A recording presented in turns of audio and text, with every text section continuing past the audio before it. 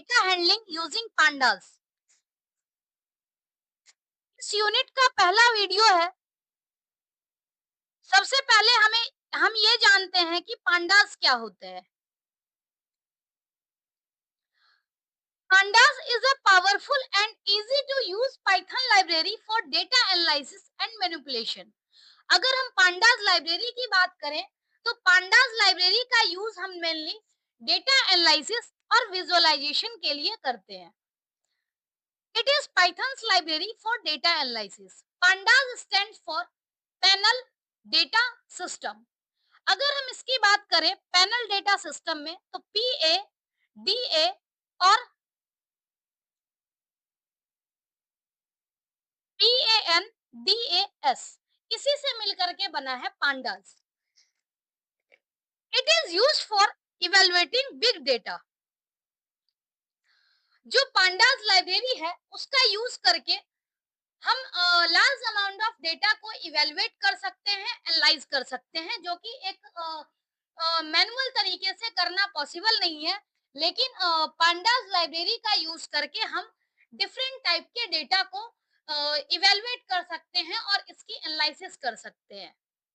जैसे big data mainly large amount of data को store करके रखता है, तो उसकी एनालिसिस पांडास की हेल्प से इजिली हो जाएगी। ऑथर ऑफ पांडास इज विस मैककिनी। To install pandas library, pip install pandas। अगर हम अपने सिस्टम में pandas को यूज करना चाहें तो पहले हमारे पास पाइथन इंस्टॉल्ड होना चाहिए। लेकिन सिर्फ पाइथन इंस्टॉल होने से काम नहीं चलेगा, क्योंकि pandas लाइब्रेरी डिफरेंट है। इसके लिए हमें पांडास लाइब्रेरी को पहले इंस्टॉल करना होगा और पांडास लाइब्रेरी इंस्टॉल करने के लिए हमें कमांड प्रॉम्प्ट पे pip इंस्टॉल पांडास लिखना होता है। जो भी इंस्ट्रक्शन दिया जाएगा हम वो इंस्ट्रक्शन फॉलो करते जाएंगे और पांडास लाइब्रेरी इंस्टॉल हो जाएगी। पांडास लाइब्रेरी इंस्टॉल होने के बाद ही हम पांडास के प्रोग्राम को एग्जीक्यूट कर सकते हैं। Before using any functionality this module needs to be imported as. अगर हम पांडास के प्रोग्राम की बात करें तो पांडास के प्रोग्राम को एग्जीक्यूट करने के लिए पहला कंडीशन तो ये है कि हमारे सिस्टम में पांडास इंस्टॉल होना चाहिए। दूसरा क्या है कि जब कभी भी हम लोग पांडास के प्रोग्राम को लिखेंगे तो पहली लाइन होगी इंपोर्ट पांडास, मतलब हमें पांडास लाइब्रेरी को इंपोर्ट करना है। अब यहाँ पर आप देख पा रहे होंगे इंपोर्ट पांडास एस पीडी लिखा हुआ है।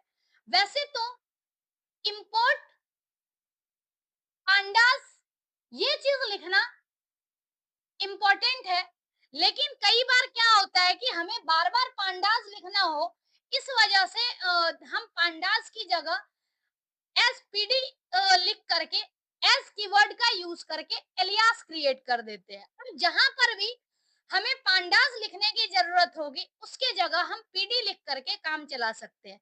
हालांकि पीडी हमने एक स्टैंडर्ड वे में लिखा है, अदरवाइज पीडी की जगह कुछ और भी हो सकता है। जरूरी नहीं है कि हम पांडास के लिए यहाँ पर पीडी ही यूज करें। लेकिन जो भी चीज हम यूज करेंगे, जो भी वर्ड यूज करेंगे, वही पांडास को रिप्लेस करेगा हर प्रोग्राम में।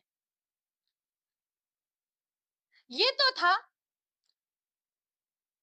पांडास से रिलेटेड इंट्रोडक्शन।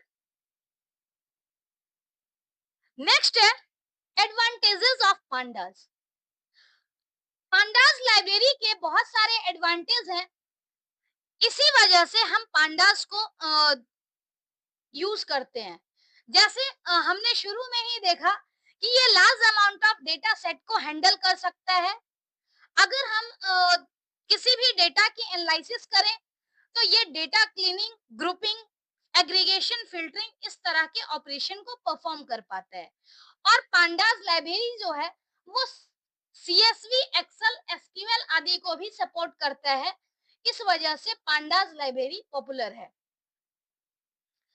अगर हम इसके एडवांटेजेस की बात करें तो एडवांटेजेस कुछ इस प्रकार होगा।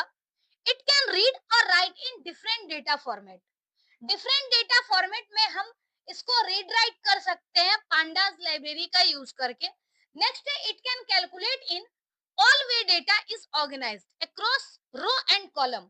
नॉर्मल डेटा को भी कर सकता है, सीएसवी फाइल, एक्सेल फाइल या एसक्यूएल जिसमें डेटा रो कॉलम के फॉर्म में होता है, हर तरह से डेटा को कैलकुलेट कर सकता है, एनालाइज कर सकता है।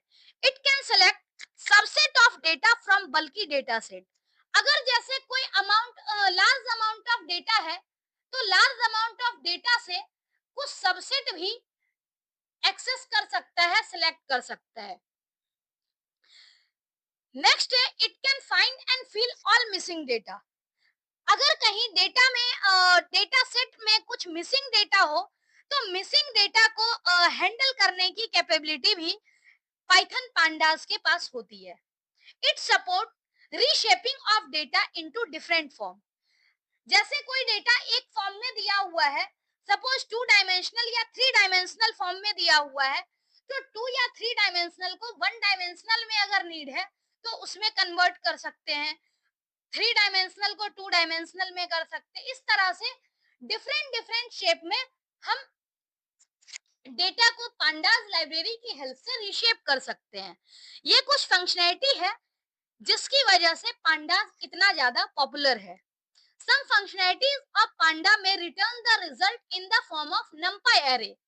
So you must have a thorough knowledge of NumPy array. जो पांडास लाइब्रेरी है, पांडास लाइब्रेरी कई बार NumPy array के फॉर्म में रिजल्ट प्रोड्यूस करती है, इसीलिए हमें NumPy का भी कंसेप्ट पता होना चाहिए। अगर हम NumPy की बात करें, पाइथन NumPy की बात करें, तो NumPy stands for numeric Python या फिर numerical Python. It is homogeneous set of element. जो ये नंपाई होती है इसमें होमोजेनस सेट ऑफ डेटा होता है। जैसे हमने एरे पढ़ा है तो एरे में क्या होता है, होमोजेनस टाइप ऑफ एलिमेंट को एरे कंसिस्ट करता है। तो उसी तरह से नंपाई एरे भी होमोजेनस टाइप के एलिमेंट को स्टोर करके रख सकता है। नेक्स्ट है vectorized operation can be perform. Vectorized operation का मतलब है कि हर एक सिंगल सिंगल एलिमेंट पे कोई भी ऑपरेशन परफॉर्म होता है। नंपाई एरे मेनली दो तरह का होता है, वैसे 1D 2D 3D तीनों होता है, लेकिन यहाँ पर जो हमें जानना है मेनली वो 2D एरे तक जानना है, क्योंकि जो हमारा पांडास डेटा स्ट्रक्चर है वो भी 1 डायमेंशनल 2 डायमेंशनल और 3 डायमेंशनल है, लेकिन हमारे सिलेबस में 1 डायमेंशनल और 2 डायमेंशनल डेटा स्ट्रक्चर ही सिर्फ पढ़ना है। इसीलिए हम नमपाई में भी 1D एरे और 2D एरे पढ़ रहे हैं। अगर हम एरे क्रिएशन की बात करें तो 1D और 2D दोनों एरे हम क्रिएट कर सकते हैं नमपाई लाइब्रेरी की हेल्प से। नमपाई लाइब्रेरी को यूज करने के लिए हमें नमपाई को इंपोर्ट करना होगा। जैसे हमें पांडास को इंपोर्ट करना होता है वैसे ही नमपाई लाइब्रेरी को इंपोर्ट करना होता है। जब भी हम लोग नमपाई एरे क्रिएट करेंगे या नमपाई से रिलेटेड नमपाई टाइप का रिजल्ट आएगा तो उसके लिए हमें नमपाई लाइब्रेरी को इंपोर्ट करना होता है। तो यहाँ पर इंपोर्ट नमपाई और हमने लिखा है एज एनपी। इसका मतलब क्या है कि जहां पर भी हमें नमपाई लिखने की जरूरत होगी उसको हम एनपी से रिप्लेस कर सकते हैं। मतलब एस कीवर्ड का यूज करके हमने नमपाई का एलियास क्रिएट कर दिया है। ये मेथड हम लोग जनरली प्रोग्राम को इजी बनाने के लिए इस तरह का एलियासिंग का कंसेप्ट हम यूज करते हैं ताकि हमें बार बार एक ही चीज ना लिखना पड़े। नेक्स्ट है creating 1D and 2D array. अगर हम 1 डायमेंशनल एरे का क्रिएट करना चाहते हैं तो उसके लिए हमें 1 डायमेंशनल डेटा यूज करना होगा। जैसे अगर हम बात करें 1D एरे की तो नमपाई का यूज करके 1D एरे हम कैसे क्रिएट करते हैं, तो पहला काम ही है कि हमें नमपाई लाइब्रेरी को इंपोर्ट करना होगा। Import NumPy as NP.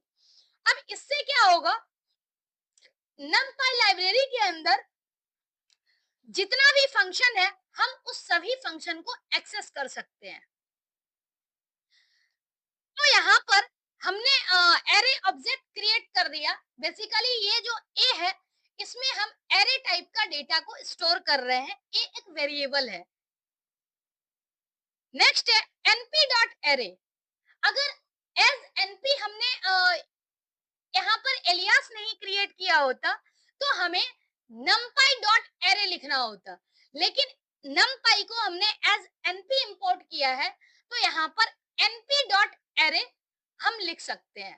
अब यहाँ पर numpy एरे में हमें आर्गुमेंट देना है, वन डायमेंशनल यहाँ पर लिस्ट प्रोवाइड करनी है।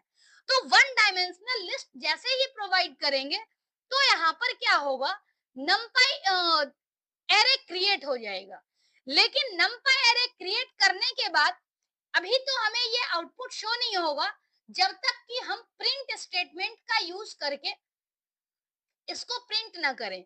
अगर हम प्रिंट स्टेटमेंट का यूज करेंगे तो पाइथन सेल के ऊपर आउटपुट आएगी और numpy एरे का रिजल्ट कुछ इस तरह से आएगा, यहाँ पर 1 2 3 4। ऐसे ही अगर टू डायमेंशनल एरे क्रिएट करना हो तो टू डायमेंशनल एरे क्रिएट करने के लिए भी सेम प्रोसेस हम करते हैं। पहला स्टेप होता है इंपोर्ट numpy एज np। उसके बाद हम यहाँ पर टू डायमेंशनल लिस्ट देते हैं एज आर्गुमेंट और उससे क्या होगा, two dimensional numpy array create होगा। फर्दर जब हम इसको प्रिंट करेंगे तो टू डायमेंशनल एरे प्रिंट होगी। तो इस तरह से टू डायमेंशनल और one dimensional numpy array create होता है। एक इमेज की हेल्प से हम लोग देखते हैं कि numpy array one dimensional, two dimensional और थ्री डायमेंशनल कैसे होता है। यहाँ पर एक मल्टी डायमेंशनल numpy एरे दिया गया है। तो मल्टी डायमेंशनल numpy एरे, अगर हम वन डायमेंशनल एरे देखें तो वन डायमेंशनल एरे कुछ इस तरह से होगा। टू डायमेंशनल एरे की अगर हम बात करें तो मैट्रिक्स के फॉर्म में यहाँ पर होगा और इसमें एरे जो है वो इस तरह से मेंशन होगा। टू डायमेंशनल डेटा हम देंगे। इसी तरह से थ्री डायमेंशनल एरे की अगर हम बात करें तो इसमें जो डेटा होगा वो 3D फॉर्म में। तो 3D फॉर्म में पहले एक लेयर, फिर दूसरी लेयर, फिर तीसरी लेयर। तो इस तरह से मल्टी डायमेंशनल numpy एरे हम क्रिएट कर सकते हैं। नेक्स्ट है पांडास डेटा स्ट्रक्चर। अगर हम पांडास डेटा स्ट्रक्चर की बात करें तो पांडास डेटा स्ट्रक्चर हमारे पास टोटल 3 तरह का पांडास डेटा स्ट्रक्चर होता है। सबसे पहले तो हम ये जानते हैं कि डेटा स्ट्रक्चर क्या होता है। Data structure, it is the way of storing and organizing data in specific manner। जो पांडास डेटा स्ट्रक्चर होता है वो एक तरह का वे होता है कि हम कैसे डेटा को ऑर्गेनाइज करके स्पेसिफिक मैनर में स्टोर कर सकते हैं। जैसे अगर हम बात करते हैं कि हमें ऑर्गेनाइज करना क्यों जरूरी है। सपोज हम मानते हैं कि हमारे पास दो बुक शेल्फ दे रखी है और दोनों बुक शेल्फ में सेम बुक्स है। एक जगह पर ऑर्गेनाइज तरीके से वो बुक रखा हुआ है, दूसरी जगह पर अनऑर्गेनाइज्ड वे में रखा हुआ है। तो कहाँ पर इजी सर्च करना होगा। अगर किसी बुक को हमने कह दिया कि बुक लेकर के आओ तो उस कंडीशन में वहां से बुक लेना ज्यादा आसान होगा जहां पर अच्छे तरीके से, सही तरीके से ऑर्गेनाइज किया हो। तो इस तरह से हम कह सकते हैं कि हमें किसी भी डेटा को ऑर्गेनाइज करना जरूरी है। अगर ऑर्गेनाइज करना जरूरी है तो उसका सिर्फ और सिर्फ एक रीजन है कि हम प्रॉपर तरीके से उसकी एनालिसिस कर सकते हैं, एफिशिएंट तरीके से मेमोरी में मैनेज कर सकते हैं, डिफरेंट टाइप के ऑपरेशन परफॉर्म कर सकते हैं। तो इसके लिए डेटा स्ट्रक्चर जरूरी है। अगर हम पांडास के डेटा स्ट्रक्चर की बात करें तो टोटल 3 डेटा स्ट्रक्चर होता है। पांडास में 3 डेटा स्ट्रक्चर होता है। एक डेटा स्ट्रक्चर है सीरीज जो कि वन डायमेंशनल डेटा स्ट्रक्चर है। दूसरा है डेटा फ्रेम जो कि टू डायमेंशनल डेटा स्ट्रक्चर होता है और एक पैनल है पैनल जो कि 3 डायमेंशनल डेटा स्ट्रक्चर है, जो हमारा सिलेबस है उसमें हमें सीरीज और डेटा फ्रेम के बारे में पढ़ना है। पैनल डेटा हमारे सिलेबस में नहीं है। इसको हम एक इमेज की हेल्प से सीरीज और डेटा फ्रेम को डिटेल में देखते हैं। ये इमेज है। इस इमेज में पहला डेटा स्ट्रक्चर जो है वो सीरीज है। सीरीज में क्या होता है? सीरीज में कोई भी डेटा वन डायमेंशनल फॉर्म में अरेंज रहता है और हर एक एलिमेंट का अपना एक इंडेक्स होता है। अगर हम इंडेक्स डिफाइन करेंगे तो जो भी इंडेक्स डिफाइन करेंगे वो इंडेक्स होगा, चाहे वो न्यूमेरिक इंडेक्स हो या फिर लेवल्ड इंडेक्स हो, जो कि स्ट्रिंग के फॉर्म में होगा। तो इस तरह से सीरीज डेटा स्ट्रक्चर होता है और सीरीज डेटा स्ट्रक्चर में हम इंडेक्स को एक्सेस जीरो मानते हैं। इंडेक्स जो होता है वो हमेशा एक्सेस जीरो होता है, चाहे वो सीरीज हो या फिर डेटा फ्रेम हो। तो सीरीज में अगर हमने एलिमेंट को अरेंज किया तो वन डायमेंशनल फॉर्म में अरेंज होता है, जिसमें ये डेटा होता है और यहाँ पर इंडेक्स होता है। हर एक डेटा के कोरस्पॉन्डिंग अपना एक इंडेक्स होगा। अगर हम इंडेक्स डिफाइन करते हैं तो डिफाइंड इंडेक्स हमें आउटपुट में शो होगा, और अगर हम इंडेक्स डिफाइन नहीं करते हैं तो उस केस में बाय डिफॉल्ट एक न्यूमेरिक इंडेक्स क्रिएट हो जाएगा स्टार्टिंग फ्रॉम जीरो, यानी 0, 1, 2 and up to so on. इस तरह से डिफॉल्ट इंडेक्स होता है और series one dimensional data structure है। उसी तरह से अगर हम डेटा फ्रेम की बात करें तो डेटा फ्रेम जो है वो टू डायमेंशनल डेटा स्ट्रक्चर होता है। टू डायमेंशनल यानी इसमें जो डेटा होता है रो कॉलम के फॉर्म में अरेंज होता है। जैसे सपोज किसी डेटा फ्रेम में 3 रो है और 2 कॉलम है, इसका मतलब टोटल नंबर ऑफ एलिमेंट जो होगा वो 6 होगा। ऐसे ही ये डेटा फ्रेम की अगर हम बात करें तो इस डेटा फ्रेम में 3 कॉलम है, कॉलम ए, बी और सी। 3 कॉलम है और 3 रो है, 1, 2 और 3। तो 3 बाई 3 यानी टोटल इसमें 9 एलिमेंट है। तो इस तरह से डेटा फ्रेम में टोटल नंबर ऑफ एलिमेंट हम निकाल सकते हैं। अब अगर हम डेटा फ्रेम में इंडेक्स की बात करें तो ये रो इंडेक्स को हम इंडेक्स बोलते हैं और जो ये कॉलम इंडेक्स होता है इसको हम कॉलम बोलते हैं। ये इंडेक्स यानी एक्सेस 0 और एक्सेस 1 कॉलम। इस डेटा फ्रेम में अगर हम ध्यान से देखें तो ए बी सी नाम का कॉलम है और इंडेक्स है 0, 1 और 2। डेटा फ्रेम जनरली हम टू डायमेंशनल डेटा का यूज करके डेटा फ्रेम क्रिएट करते हैं। अगर हम बात करें किसी डेटा फ्रेम की तो डेटा फ्रेम में कॉलम हमें डिफाइन करना होता है, लेकिन जरूरी नहीं है कि इंडेक्स डिफाइन ही करना हो। इंडेक्स बिना डिफाइन किए हुए भी हमारा काम यहाँ पर चल सकता है, क्योंकि हम जानते हैं कि बाय डिफॉल्ट जो इंडेक्स होता है वो 0 से लेकर के स्टार्ट हो जाता है। तो इस तरह से सीरीज और डेटा फ्रेम ये दोनों डेटा हमें डेटा स्ट्रक्चर हमें पढ़ना है सिलेबस में। एक हमारा सीरीज डेटा फ्रेम जो है वो वन डायमेंशनल डेटा स्ट्रक्चर होता है और वन डायमेंशनल डेटा स्ट्रक्चर इसमें जो एलिमेंट होते हैं वो एलिमेंट भी वन डायमेंशनल होते हैं। इसके एलिमेंट को हम मॉडिफाई कर सकते हैं, सीरीज के एलिमेंट को मॉडिफाई कर सकते हैं, लेकिन सीरीज का जो साइज है सीरीज का साइज मॉडिफाई नहीं हो सकता है।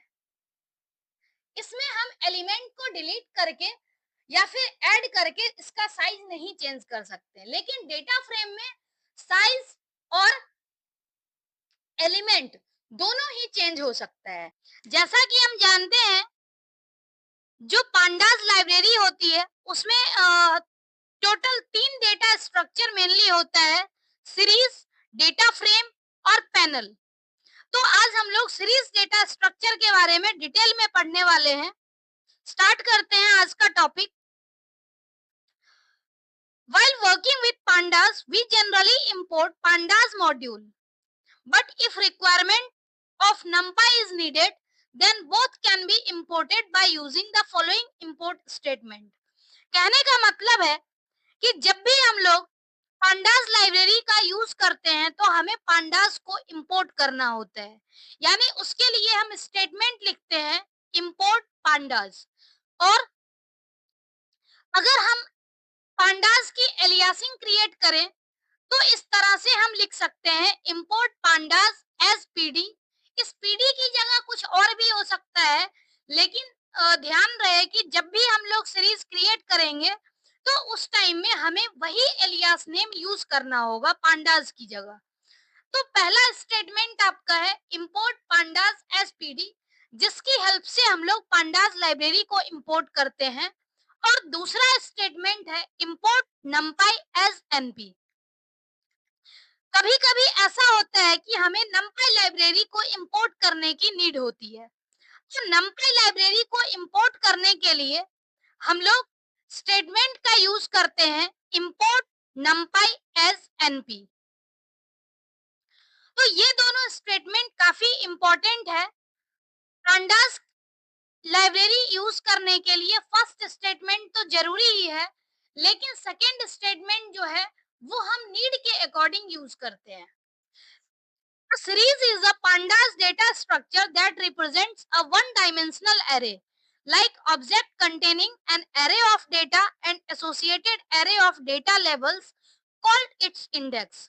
कहने का मतलब है कि सीरीज जो है वो एक वन डायमेंशनल डेटा स्ट्रक्चर होता है। जिस तरह से एरे होता है उसी तरह से सीरीज भी एक डेटा स्ट्रक्चर है, और इसमें जो इंडेक्स होता है वो इंडेक्स न्यूमेरिकल भी हो सकता है या फिर लेबल्ड भी हो सकता है। A series type object has following two main components: an array of actual data, an associated array of index or data labels. Both components are 1D array with the same length। मतलब जब कभी भी हम लोग series का use करते हैं तो सीरीज में दो मेन कंपोनेंट होता है, एक एक्चुअल डेटा होता है और दूसरा इंडेक्स होता है। अगर इनकेस इंडेक्स डिफाइन नहीं किया गया हो तो उस केस में इंडेक्स बाय डिफॉल्ट जो होता है वो 0 से स्टार्ट होता है। और ये दोनों ही जो डेटा और इंडेक्स है वो वन डायमेंशनल एरे होता है सेम लेंथ का। अगर डेटा का लेंथ 5 होगा तो इंडेक्स भी 5 लेंथ का होना चाहिए। अगर हम इंडेक्स अलग से डिफाइन कर रहे हैं तो उस केस में डेटा और इंडेक्स दोनों ही मैच करना चाहिए, अदरवाइज एरर जनरेट होता है। और इनकेस अगर हम इंडेक्स डिफाइन नहीं करते हैं तो उस केस में कोई एरर जनरेट नहीं होगा। डेटा के अकॉर्डिंग 0 टू n-1 लेंथ का इंडेक्स क्रिएट हो जाता है। तो ये बेसिक कंसेप्ट था सीरीज डेटा स्ट्रक्चर का। अगर हमें सीरीज ऑब्जेक्ट क्रिएट करना हो तो हम उसके लिए सीरीज फंक्शन का यूज करते हैं। A series type object can be created in many ways using pandas library function series। यानी जब भी हम लोग सीरीज ऑब्जेक्ट क्रिएट करेंगे तो हमें pandas लाइब्रेरी का सीरीज फंक्शन यूज करना होगा। सीरीज फंक्शन का यूज करके हम लोग सीरीज क्रिएट कर सकते हैं। Various ways of creating series object. Series create करने के लिए हमारे पास डिफरेंट वेज होते हैं। सबसे पहले हम देखते हैं कि एम्प्टी सीरीज कैसे क्रिएट करेंगे। एम्प्टी सीरीज यानी सीरीज के अंदर एक भी एलिमेंट ना हो। Creating empty series object by using just the series. यानी अगर सीरीज में हम लोग कोई भी एलिमेंट ना दें तो उस केस में एम्प्टी सीरीज क्रिएट होता है। और अगर सीरीज में एलिमेंट देना हो तो उसके लिए हम लोग जो सीरीज फंक्शन है उसमें एलिमेंट पास करते हैं। तो इस तरह से अगर हमारे पास कोई भी पैरामीटर नहीं होगा सीरीज फंक्शन में तो एक एम्प्टी सीरीज क्रिएट हो जाएगी। जैसे कि स्टेटमेंट लिखा हुआ है series object equal to pandas dot series. pandas यहाँ पर हमने पांडास लाइब्रेरी को इंपोर्ट किया है तो सिंपली पांडास लिखा है। लेकिन अगर हम पांडास का एलियास क्रिएट कर दें, जैसे इंपोर्ट पांडास एज पीडी, तो उस केस में हमें पीडी डॉट सीरीज लिखना होगा। तो ये स्टेटमेंट है सीरीज ऑब्जेक्ट, यानी कि जो हम लोग वेरिएबल लिखते हैं वो बेसिकली सीरीज ऑब्जेक्ट होता है। उसके बाद पांडास डॉट सीरीज, यानी पांडास लाइब्रेरी में सीरीज डिफाइन किया हुआ है। तो इस तरह से हम एम्प्टी सीरीज क्रिएट करेंगे, और ये एम्प्टी सीरीज जो होगा वो एम्प्टी सीरीज का जो डिफॉल्ट टाइप होगा वो बाय डिफॉल्ट जो होगा फ्लोट, फ्लोट 64। तो इस केस में क्या है कि अगर हम ध्यान से देखें तो प्रोग्राम कुछ इस तरह से लिखा हुआ है। पहला स्टेटमेंट है इंपोर्ट पांडास एज पीडी, यानी फर्स्ट लाइन में हमने क्या किया, पांडास लाइब्रेरी को इंपोर्ट किया। उसके बाद सीरीज क्रिएट करने के लिए हम लोग सीरीज क्रिएट करने वाला सिंटैक्स फॉलो करेंगे, जो सिंटैक्स हमें ऊपर दिया गया है, series object equal to pandas dot series, यानी सीरीज ऑब्जेक्ट यहाँ पर क्या है, S1 equal to PD dot series. PD क्यों है, क्योंकि हमने पांडास को क्या किया है, एज पीडी इंपोर्ट किया, यानी पीडी डॉट सीरीज। और ध्यान रहे कि सीरीज का जो सीरीज फंक्शन का फर्स्ट लेटर जो है वो हमेशा कैपिटल होता है। अगर इसकी जगह हम सीरीज स्मॉल में लिख दें, यानी सीरीज का एस अगर स्मॉल लिख दें तो उससे एरर जनरेट होगा, सीरीज क्रिएट नहीं होगा। थर्ड लाइन है प्रिंट, प्रिंट सीरीज ऑब्जेक्ट, यानी प्रिंट S1। अगर हम प्रिंट स्टेटमेंट ना लिखें, इसका मतलब क्या है कि हमारा जो आउटपुट है वो पाइथन सेल पे प्रिंट नहीं होगा, हमें शो नहीं होगा। यानी सीरीज क्रिएट तो हो जाएगी, लेकिन उसको विजिबल करने के लिए हम लोग प्रिंट स्टेटमेंट का यूज करते हैं। तो इस तरह से इस प्रोग्राम को जब हम लिखेंगे तो इसका आउटपुट कुछ ऐसा आएगा, सीरीज, और सीरीज के बाद यहाँ पर स्क्वायर ब्रैकेट, यानी एक एम्प्टी सीरीज क्रिएट हुई है और इसका डी टाइप फ्लोट 64, यानी बाय डिफॉल्ट सीरीज का जो डेटा टाइप होता है वो फ्लोट होता है। नेक्स्ट है creating non empty series object. अभी जो हमने क्रिएट किया था वो एक एम्प्टी सीरीज क्रिएट किया था। एम्प्टी सीरीज यानी उसमें हमने कोई वैल्यू नहीं दी। नेक्स्ट है कि नॉन एम्प्टी सीरीज क्रिएट करने के लिए हमारे पास दो चीजें होती है, एक तो डेटा, दूसरा इंडेक्स। लेकिन सीरीज में इंडेक्स जो होता है वो ऑप्शनल होता है। अगर हम इंडेक्स डिफाइन करते हैं तो डिफाइंड इंडेक्स हमें आउटपुट में शो होगा, और अगर हम इंडेक्स डिफाइन नहीं करें तो इस केस में क्या है कि बाय डिफॉल्ट इंडेक्स जो है वो 0 से स्टार्ट होगा। तो इस तरह से हम नॉन एम्प्टी सीरीज क्रिएट कर सकते हैं। उसका सिंटैक्स है series object equal to pandas dot series, और इसमें हमें लिखना है डेटा और इंडेक्स इक्वल टू आईडीएक्स, यानी इंडेक्स की जो भी वैल्यू होगी वो हमें लिस्ट के फॉर्म में प्रोवाइड करनी है। अब यहाँ पर क्या है कि डेटा तो अंडरस्टूड है कि कंपलसरी होता है, तो उस केस में हमें डेटा इक्वल टू इस तरह से लिखने की जरूरत नहीं है, क्योंकि जो डेटा है वो तो कंपलसरी है, वो हमें लिस्ट के फॉर्म में लिखनी है। लेकिन इंडेक्स के लिए हमें बताना होगा कि ये पर्टिकुलर जो डेटा है, जो भी दी गई लिस्ट है वो इंडेक्स है। तो इस तरह से ये इंडेक्स का जो ये सीरीज है उसका सिंटैक्स होता है series object equal to pandas dot series data comma index. यानी इस सीरीज ऑब्जेक्ट में जैसे फर्स्ट केस में एम्प्टी सीरीज क्रिएट करने के लिए हमने यहाँ पर कोई पैरामीटर नहीं दिया था, लेकिन यहाँ पर नॉन एम्प्टी सीरीज क्रिएट करना है तो हम डेटा और इंडेक्स को यहाँ डिफाइन करेंगे। अब पहला कंडीशन यहाँ है जिसमें सिर्फ डेटा डिफाइन किया गया है, इसमें इंडेक्स डिफाइन नहीं किया गया। तो सबसे पहली लाइन, पांडास का कोई भी प्रोग्राम हो सबसे पहली लाइन यही होती है, import pandas as PD. Second में क्या है, series object PD dot series, क्योंकि हमने पीडी एज पीडी इंपोर्ट किया है।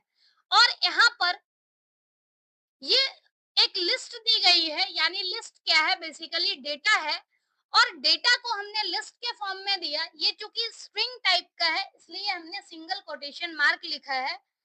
मतलब सिंपली अगर हम देखें तो यहाँ पर डेटा एक लिस्ट के फॉर्म में दी गई है। तो इससे क्या होगा, सीरीज क्रिएट होगा। लेकिन सीरीज को प्रिंट करने के लिए, आउटपुट स्क्रीन पे शो करने के लिए हमें प्रिंट स्टेटमेंट लिखना होगा, यानी प्रिंट S1। और इस केस में क्या है, आउटपुट अगर हम ध्यान से देखें तो हमने यहाँ पर सीरीज में जो एलिमेंट दी है डेटा, वो एलिमेंट यहाँ पर दिया गया है अंजलि, अरुणिमा, चैत्र और दिव्या। लेकिन अगर हमने यहाँ पर इंडेक्स डिफाइन नहीं किया है तो इस केस में इंडेक्स 0 से स्टार्ट हो गया, और 0 से स्टार्ट होकर के जितने नंबर ऑफ एलिमेंट है -1, यानी यहाँ पर 4 नंबर ऑफ एलिमेंट है। तो 4 नंबर ऑफ एलिमेंट के केस में 0 to 3 यहाँ पर इंडेक्स है। तो इस तरह से हम लोग without defining index series create कर रहे हैं। दूसरा एग्जांपल है कि इसमें हमने डेटा और इंडेक्स दोनों ही डिफाइन किया है। डेटा और इंडेक्स दोनों लिस्ट के फॉर्म में डिफाइन किया है और उसकी हेल्प से सीरीज क्रिएट कर दी। जैसे यहाँ पर फर्स्ट स्टेटमेंट है इंपोर्ट पांडास एसपीडी। अब हमने डेटा डिफाइन किया है, यानी यहाँ पर दिया गया है एल, और इसके अंदर 5 एलिमेंट है, यानी डेटा में भी 5 एलिमेंट है, इंडेक्स भी हमने डिफाइन किया है और इंडेक्स में भी 5 एलिमेंट है। उसको हमने क्या किया कि एक एक वेरिएबल में स्टोर कर दिया है। अब यहाँ पर जब हम सीरीज क्रिएट कर रहे हैं तो ये ओबीजे हमारा सीरीज ऑब्जेक्ट है equal to PD dot series, और सीरीज में हमने क्या किया, डेटा और इंडेक्स दोनों को पास कर दिया और फाइनली हमने प्रिंट कर दिया सीरीज ऑब्जेक्ट को। तो इस केस में क्या है कि जो हमने डेटा डिफाइन किया था वो डेटा हमारा यहाँ पर दिया गया है, और जो इंडेक्स था वो इंडेक्स यहाँ पर डिफाइन किया गया है। यहाँ पर हम यह भी देख पा रहे हैं कि जो हमारा इंडेक्स है वो न्यूमेरिक नहीं है, लेवल्ड इंडेक्स है। तो हम यह कह सकते हैं कि सीरीज में न्यूमेरिक टाइप का भी इंडेक्स हो सकता है और लेबल्ड इंडेक्स भी हो सकता है। हम लोग अगर खुद इंडेक्स क्रिएट करते हैं तो हम न्यूमेरिक या लेबल्ड कोई भी इंडेक्स क्रिएट कर सकते हैं। लेकिन अगर बाय डिफॉल्ट इंडेक्स होगा तो वो हमेशा 0 से स्टार्ट होगा। तो इस तरीके से हम non empty series object create कर सकते हैं। अब यहाँ पर हम कुछ तरीका देखते हैं कि किस किस हेल्प से, डेटा की हेल्प से हम लोग सीरीज को क्रिएट कर पाते हैं। तो सबसे पहला हमारा है पाइथन सीक्वेंस। पाइथन सीक्वेंस कुछ भी हो सकता है, सीरीज उसकी हेल्प से हम क्रिएट कर सकते हैं।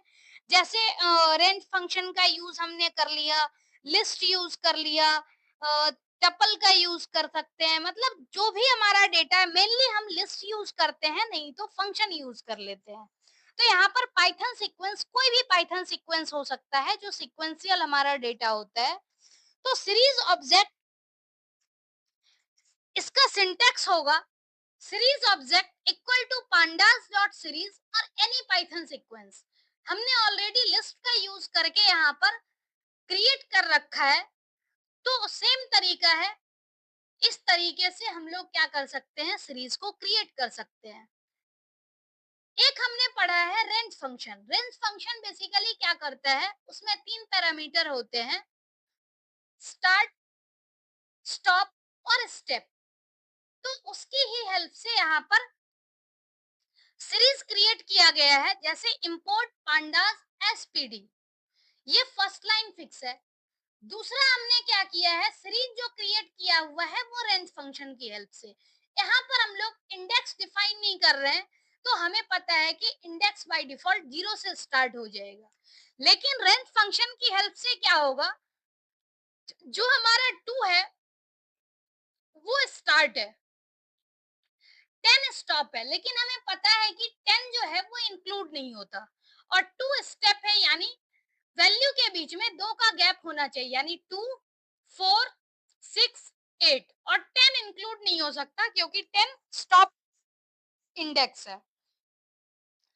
तो इस तरह से रेंज फंक्शन काम करेगा, और जब हम लोग प्रिंट ऑब्जेक्ट लिखते हैं, सीरीज ऑब्जेक्ट को प्रिंट करेंगे, तो इस तरह से हमारे पास आउटपुट क्रिएट होगा 2468 और इसका जो इंडेक्स है वो है 0123। यानी इस तरीके से हम लोग सीरीज क्रिएट कर सकते हैं। दूसरा क्या है कि हमने जो वैल्यू दी है वो लिस्ट के फॉर्म में दे दी। यहाँ पर फंक्शन हमने यूज कर लिया और इसमें लिस्ट के फॉर्म में दी है। सेम कंसेप्ट है इंपोर्ट पांडास एज पीडी। उसके बाद हमने जो सीरीज फंक्शन में यहाँ पर वैल्यू दी है वो लिस्ट के फॉर्म में दी है 2.5, 3.0, 3.5, 4.0, 4.5। तो इस तरह से हम लोग डिनोट कर सकते हैं। जीरो हमें पॉइंट के बाद लिखने की जरूरत भी नहीं होती है। इस तरीके से हम लोग क्या कर सकते हैं, सीरीज को क्रिएट कर सकते हैं। और यहाँ पर भी डिफॉल्ट इंडेक्स है वो 0 से स्टार्ट है। तो ये पहला तरीका हुआ कि हम पाइथन सीक्वेंस का यूज करके सीरीज क्रिएट कर सकते हैं। दूसरा है हम एनडी एरे का यूज करके यानी एन डायमेंशनल एरे का यूज करके भी सीरीज क्रिएट कर सकते हैं। आप यहाँ देख पा रहे होंगे एनडी एरे का यूज किया हमने। तो एनडी एरे कहाँ डिफाइंड है, बेसिकली ये नमपाई में डिफाइंड है। तो इसके लिए यहाँ पर हमें इंपोर्ट पांडास एज पीडी के साथ साथ इंपोर्ट नमपाई एज एनपी भी हमें लिखना पड़ता है। अब यहाँ पर क्या है कि हमने np डॉट एरे लिखा है, यानी नमपाई के अंदर एरे नाम का फंक्शन डिफाइन है और एरे नाम का फंक्शन जो है वो बेसिकली एरे क्रिएट कर रहा है। और इस नमपा एरे का यूज करके हम लोग सीरीज क्रिएट कर सकते हैं। तो यहाँ पर क्या है, a equal to np dot array और np डॉट एरे में हमने क्या कर दिया, एक एरे, एक लिस्ट पास कर दी है जिसकी हेल्प से क्या है ये एक एरे क्रिएट हो रहा है। उसके बाद नेक्स्ट स्टेटमेंट में हमने क्या किया, obj equal to pd dot series और a। तो a यहाँ पर क्या है, सिंपल डेटा नहीं है, ये यहाँ पर numpy एरे है। फिर हमने क्या किया, प्रिंट obj यानी स्ट्रिंग ऑब्जेक्ट को हमने प्रिंट किया। तो इस तरह से 2468 यहाँ पर numpy एरे की हेल्प से सीरीज प्रिंट हो गई। और चूंकि हमने इंडेक्स डिफाइन नहीं किया है तो बाय डिफॉल्ट इंडेक्स जो है वो 0 से स्टार्ट हो गया। तो यानी ये दूसरा तरीका था जिसकी हेल्प से हम लोग क्या कर सकते हैं, सीरीज को क्रिएट कर सकते हैं। तीसरा तरीका है पाइथन डिक्शनरी का यूज करके। अब तक हमने जो देखा है उसमें ये लिखा हुआ है कि जैसे इंडेक्स, इंडेक्स डिफाइन करना जरूरी नहीं है। दोनों ही कंडीशन में हमने यही देखा कि इंडेक्स हमने डिफाइन नहीं किया, चाहे वो पाइथन का सीक्वेंस हो या फिर एनडी एरे हो। दोनों ही कंडीशन में बाय डिफॉल्ट जो इंडेक्स है 0 से स्टार्ट हो करके n-1 तक वो इंडेक्स यहाँ पर यूज किया गया। लेकिन पाइथन डिक्शनरी का अगर हम यूज करें तो पाइथन डिक्शनरी का यूज करके जब हम सीरीज यूज बनाते हैं तो उस केस में क्या होता है, डिक्शनरी में चूंकि डेटा की वैल्यू पेयर के फॉर्म में होता है, तो इस केस में जब भी हम लोग डिक्शनरी की हेल्प से सीरीज क्रिएट करेंगे तो की अपने आप ही इंडेक्स बन जाएगी और वैल्यू डेटा बन जाएगा। तो इस तरीके से हम लोग पाइथन डिक्शनरी जो है उसका यूज करके सीरीज क्रिएट कर सकते हैं। जैसे यहाँ पर सिंटैक्स है series object equal to pandas dot series any Python dictionary. अब यहाँ पर हमने प्रोग्राम लिखा है import pandas as PD. Next है सीरीज ऑब्जेक्ट यानी S equal to PD dot series और सीरीज में हमने पास कर दिया डिक्शनरी। यानी जो सीरीज फंक्शन है उसमें हमने डिक्शनरी पास की है और फिर सीरीज ऑब्जेक्ट को प्रिंट कर दिया। तो इस केस में क्या है कि जो डेटा है वैल्यू वो सीरीज बन गई और की इंडेक्स बन गया। और यहाँ पर डी टाइप इन 64 हर एक जितना भी सीरीज है सब में आउटपुट जो आता है लास्ट में डी टाइप लिखा हुआ होता है और D type basically data type होता है। जिस तरह की वैल्यू सीरीज में होती है वो डेटा टाइप होता है। डिफॉल्ट फ्लोट होता है और जिस तरह से डेटा होगा उसके अकॉर्डिंग यहाँ पर डी टाइप रिटर्न होगा। तो ये तीसरा तरीका था। पाइथन डिक्शनरी का यूज करके हम लोग जब भी सीरीज क्रिएट करते हैं तो उस केस में हमेशा की जो होती है वो इंडेक्स के रूप में आती है। यहाँ पर डिक्शनरी के केस में डिफॉल्ट इंडेक्स नहीं आता है। नेक्स्ट है स्केलर वैल्यू। स्केलर वैल्यू का यूज करके हम लोग सीरीज कैसे क्रिएट करते हैं। Scalar value means the data will be in the form of a single value. यानी जब कभी भी हम लोग सीरीज क्रिएट करेंगे तो सीरीज क्रिएट करने के बाद क्या होता है कि उस केस में जितना भी इंडेक्स होगा हर एक इंडेक्स के लिए सेम वैल्यू होगी। The following point may be noted while you create a series object from a scalar value. First case है, if data is a scalar value then index need to be provided. यानी जब भी scalar value की बात होगी तो उस case में हमें इंडेक्स प्रोवाइड करना होगा। दूसरा क्या है, there can be more than one entry for index value. यानी जब भी इंडेक्स होगा तो उस केस में क्या है, हमारे पास मल्टीपल वैल्यू हो सकती है और मल्टीपल वैल्यू जो सेम स्केलर वैल्यू प्रोवाइड करेंगे वही वैल्यू होती है। If index is more than one value then scalar value will be repeated to match it with the length of index.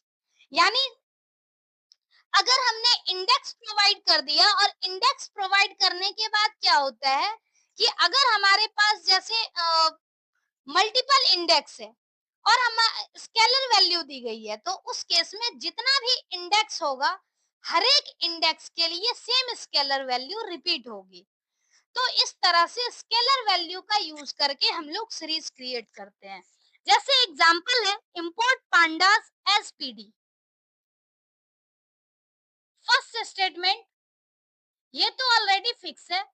Second statement है S equal to PD dot series और series में हमने दे दिया 10, यानी 10 क्या है, स्केलर वैल्यू है। इस केस में हम लोग इंडेक्स प्रोवाइड नहीं कर रहे तो बाय डिफॉल्ट इंडेक्स क्या है, 0 से स्टार्ट हो रहा है और चूंकि हमने डिफाइन ही नहीं किया है इंडेक्स तो उस केस में सिर्फ 0 होगा। दूसरा यहाँ पर क्या है, इंपोर्ट पांडास एसपीडी। इस प्रोग्राम में हमने क्या किया है कि फर्स्ट स्टेटमेंट डिफाइन किया, सेकंड में क्या है s equal to P D dot series और हमने स्केलर वैल्यू दे दिया 10, लेकिन हमने इंडेक्स प्रोवाइड की है 1 और 2। अब इस केस में स्केलर वैल्यू हमारे पास है लेकिन इंडेक्स हमने 1 और 2 डिफाइन किया, तो 1 और 2 दो इंडेक्स हमारे पास है लेकिन स्केलर वैल्यू यहाँ पर क्या हुआ कि दोनों इंडेक्स को मैच करने के लिए सेम स्केलर वैल्यू रिपीट हो गई। अगर यहाँ पर 1 2 3 भी होता तो इस केस में 1 2 3 इंडेक्स होता और 3 टाइम्स 10 रिपीट होता। मतलब सी नंबर जो यहाँ पर पॉइंट है ये यहाँ लागू हो रहा है। अगर इनकेस हम इंडेक्स डिफाइन नहीं कर रहे हैं तो डिफॉल्ट इंडेक्स यहाँ पर 0 है और इस केस में हमें इंडेक्स मैच करने की जरूरत नहीं है क्योंकि सिंगल हमारे पास स्केलर वैल्यू हमेशा एक सिंगल वैल्यू होती है। तो सिंगल वैल्यू के केस में अगर हम इंडेक्स डिफाइन नहीं भी करते हैं तब भी काम चलता है। तो ये कुछ कंडीशन थी जो कि स्केलर वैल्यू का यूज करके हम लोग सीरीज क्रिएट कर सकते हैं। तो ये तरीका था जिसकी हेल्प से हम लोग सीरीज डेटा स्ट्रक्चर क्रिएट कर सकते हैं। कुछ और एडिशनल इंफॉर्मेशन है जैसे creating series object with some additional functionality. कई बार ऐसा भी होता है कि हम लोग जो सीरीज डिफाइन करते हैं तो सीरीज डिफाइन करने के टाइम में कुछ डेटा मिसिंग होती है। तो उस मिसिंग डेटा के केस में हमारे पास एक सीरीज ऑब्जेक्ट में एक वैल्यू होती है एन वैल्यू यानी नॉट अ नंबर। तो ये नॉट अ नंबर जो होता है ये बेसिकली यहाँ पर हम लोग डिफाइन कर सकते हैं। अब यहाँ पर specifying an values in a series object. If you want to create a series object but if some data are missing still you can create the series object with NaN value. यानी अगर हम series object create करना चाहते हैं और कुछ data missing है, तो उस केस में हम NaN से उसको फिल कर सकते हैं। और NaN जो होता है वो numpy में डिफाइन किया गया है, इसलिए हमें यहाँ पर import pandas as pd के बाद import numpy as np लिखना होगा, तब जा करके हम NaN वैल्यू को यहाँ पर डिफाइन कर सकते हैं। जैसे एग्जांपल फर्स्ट स्टेटमेंट है इंपोर्ट पांडास एज पीडी, यहाँ पर सेकेंड स्टेटमेंट होगा इंपोर्ट numpy एज np। उसके बाद तब हम लोग लिखेंगे ओबी यानी series object equal to PD dot series 5 10 np dot nan, यानी जो nan है वो numpy मॉड्यूल में डिफाइन किया गया है, और 25। फिर हमने सीरीज ऑब्जेक्ट को जैसे ही प्रिंट किया तो इस केस में क्या है 0 1 2 3 5 10 nan और 25.0। अब यहाँ पर एक चीज देख पा रहे होंगे आप कि हमने इंटीजर वैल्यू पास किया लेकिन आउटपुट में फ्लोट आ रहा है। तो आपको पता होना चाहिए कि NaN जो होता है इसका कोई स्पेसिफिक टाइप नहीं होता, डेटा टाइप।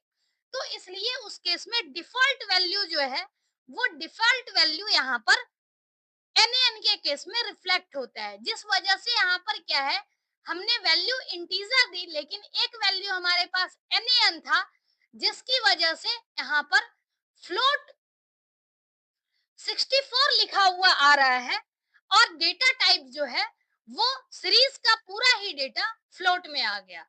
तो इस तरह से हम लोग NaN वैल्यू किसी भी सीरीज ऑब्जेक्ट में डिफाइन कर सकते हैं। नेक्स्ट है specifying data as well as index value with series. अब हमने अभी तक जो सीरीज क्रिएट किया उसमें सिर्फ एक डिक्शनरी के केस में क्या हो रहा था कि जो इंडेक्स है वो की से ले रहा था, लेकिन हमने इंडेक्स जो है वो कहीं पर अलग से डिफाइन नहीं किया।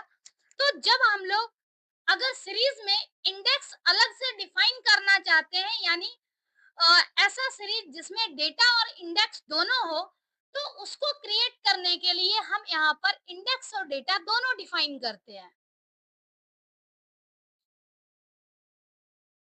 Where both data and index have to be sequences, none is taken if you skip this parameter। यहाँ पर क्या है फर्स्ट एग्जांपल है इंपोर्ट पांडास एसपीडी। अब इसमें हमने क्या किया S equal to PD dot series data equal to 10 15 20 25 और इंडेक्स हमने डिफाइन कर दिया 1 2 3 4। तो इस केस में क्या है प्रिंट किया जब सीरीज ऑब्जेक्ट को यानी एस, तो यहाँ पर सीरीज ऑब्जेक्ट प्रिंट हो गया जिसकी इंडेक्स 1 2 3 4 है और डेटा 10 15 20 और 25 है, और डी टाइप int 64, यानी जो इसका पूरा डेटा है सीरीज का वो इंटीजर है, इसलिए यहाँ int 64 आ रहा है।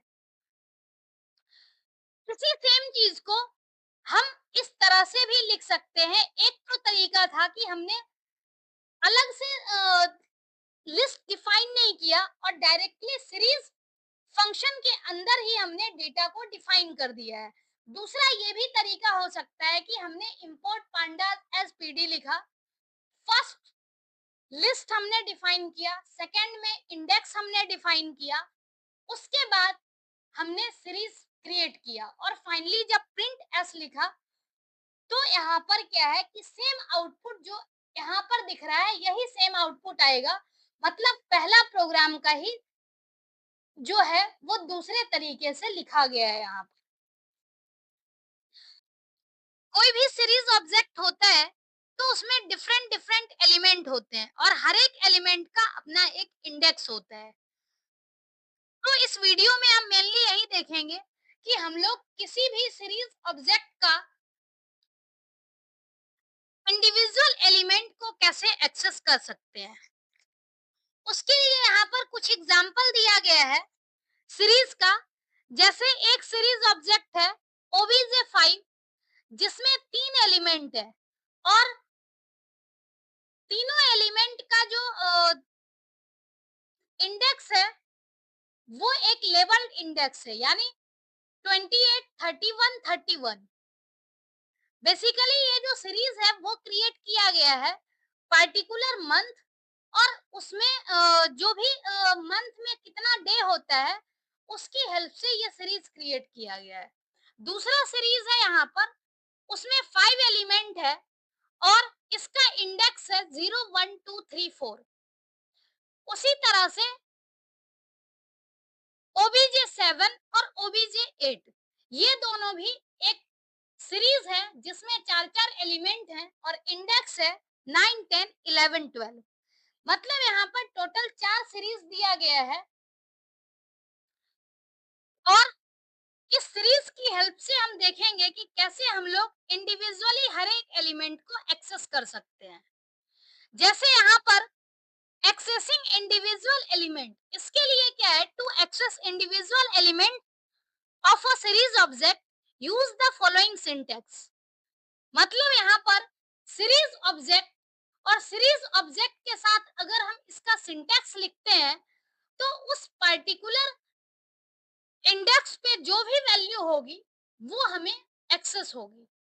जैसे OBJ6 और स्क्वायर ब्रैकेट में 3 लिखा हुआ है, जब भी यहाँ पर स्क्वायर ब्रैकेट का यूज होगा और सिंगल यहाँ पर इंडेक्स है, इसका मतलब क्या है, पर्टिकुलर एलिमेंट की वैल्यू एक्सेस होगी। यानी इंडेक्स डिफाइन करने के लिए हम लोग यहाँ स्क्वायर ब्रैकेट लिखते हैं। जैसे OBJ6 इसमें 3 लिखा हुआ है, अगर OBJ6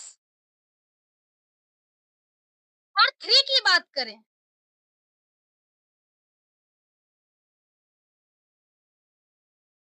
तो यहाँ पर OBJ6 और ये जो 3 वाला इंडेक्स है इस पे जो वैल्यू है 20, ये यहाँ पर रिजल्ट होगा। ऐसे ही OBJ7 और इंडेक्स दिया हुआ है 9, यानी OBJ7 में 9th इंडेक्स पे जो एलिमेंट होगा वो यहाँ पर रिजल्ट आएगा। यानी 9th इंडेक्स पे 18 एलिमेंट है तो ये 18 यहाँ पर आउटपुट आया। इसी तरह से OBJ8 और 11, यानी OBJ8 11 पे क्या है, 121 है, यानी OBJ8 में 11th इंडेक्स पे 121 है तो ये यहाँ पर 121 एक्सेस हुआ। इसी तरह से अगर हम OBJ5 की बात करें तो OBJ5 में न्यूमेरिक इंडेक्स नहीं है, यहाँ पर दिया गया है फेब, जन और मार्च। तो फेब इसके रिस्पेक्ट में 28 वैल्यू है तो यहाँ पर 28 एक्सेस हो गया। तो इस तरह से कोई भी सीरीज ऑब्जेक्ट है उसका अगर हम वैलिड इंडेक्स देते हैं तो उस इंडेक्स पे जो भी वैल्यू प्रेजेंट होती है वो वैल्यू हमें आउटपुट में शो होती है। All the above example we have used legal index value. Legal index value क्या होती है कि जो इंडेक्स वैल्यू एक्चुअल में उस सीरीज में प्रेजेंट हो। अगर लीगल इंडेक्स वैल्यू होगी तो उसके रिस्पेक्टिव जो भी वैल्यू वहां पर प्रेजेंट होगी वो वैल्यू हमें आउटपुट के रूप में मिलता है। Since creation of series object with repeated index value are allowed in Python, accessing such a repeated index value returns all entries that index with that index. जैसा कि हम जानते हैं कि सीरीज में अगर हमारे पास मल्टीपल इंडेक्स है और मल्टीपल इंडेक्स पे सेम वैल्यू होती है तो वो भी अलाउड है। यानी जैसे 9 और 11 यहाँ पर दिया गया है और 9 और 11 पे सेम वैल्यू भी हो सकती है। 9 और 11 पे यहाँ पर डिफरेंट वैल्यू है, इसकी जगह 121 की जगह 81 भी हो सकता है, यानी सेम वैल्यू भी। तो इस तरह का कंडीशन अलाउड है। तो इसलिए इस केस में अगर हम कोई भी वैल्यू यूज करें तो उसके अकॉर्डिंग भी हम वैल्यू एक्सेस कर सकते हैं। दूसरा क्या है कि सेम इंडेक्स भी अलाउड है। जैसे यहाँ पर 81 है, 121 है, वैल्यू हमारी डिफरेंट है, इंडेक्स हम अगर चाहें तो सेम इंडेक्स भी दे सकते हैं, यहाँ भी 9, यहाँ भी 9, तो ये भी अलाउड होता है। तो इस केस में क्या है कि जब हमारे पास दो सेम इंडेक्स पे डिफरेंट डिफरेंट वैल्यू होगी और अगर हम लोग पर्टिकुलर इंडेक्स को एक्सेस करेंगे तो दोनों इंडेक्स पे जो जो वैल्यू होगी सभी वैल्यू एक्सेस होगी। तो यहाँ पर एग्जांपल भी दिया गया है, if series object OB3 is created as follows, यानी एक OBJ3 है, उसमें हमारे पास जो दिया गया है सेम इंडेक्स पे डिफरेंट डिफरेंट वैल्यू है, यानी 3 हमारे पास ए है इंडेक्स में और 2 बी है। तो इस केस में अगर हम लिखते हैं स्टेटमेंट OB3 और बी, तो इस केस में क्या है, बी तो दो जगह है और दोनों इंडेक्स पे अलग अलग वैल्यू है, तो इस तरह से आउटपुट हमारे पास जो आएगा वो दोनों बी आएगा और दोनों बी के रिस्पेक्ट में जो वैल्यू है वो वैल्यू आउटपुट में आएगी। इसी तरह से अगर हम ए लिखते तो ए की तीनों वैल्यू हमें आउटपुट में शो होती, तो ये भी वैलिड होता है। नेक्स्ट है, if you try to give an index which is not legal index for a series object, legal नहीं है इसका मतलब क्या है कि ऐसा इंडेक्स जो ऑलरेडी जो जिसकी हेल्प से हम वैल्यू एक्सेस करना चाह रहे हैं लेकिन वो इंडेक्स प्रेजेंट ही नहीं है, तो मतलब क्या है, इलीगल सिंटैक्स है, तो इस केस में क्या है, एरर जनरेट होगा। तो ये कुछ कंसेप्ट था कि हम लोग सीरीज ऑब्जेक्ट से एलिमेंट को कैसे एक्सेस कर सकते हैं।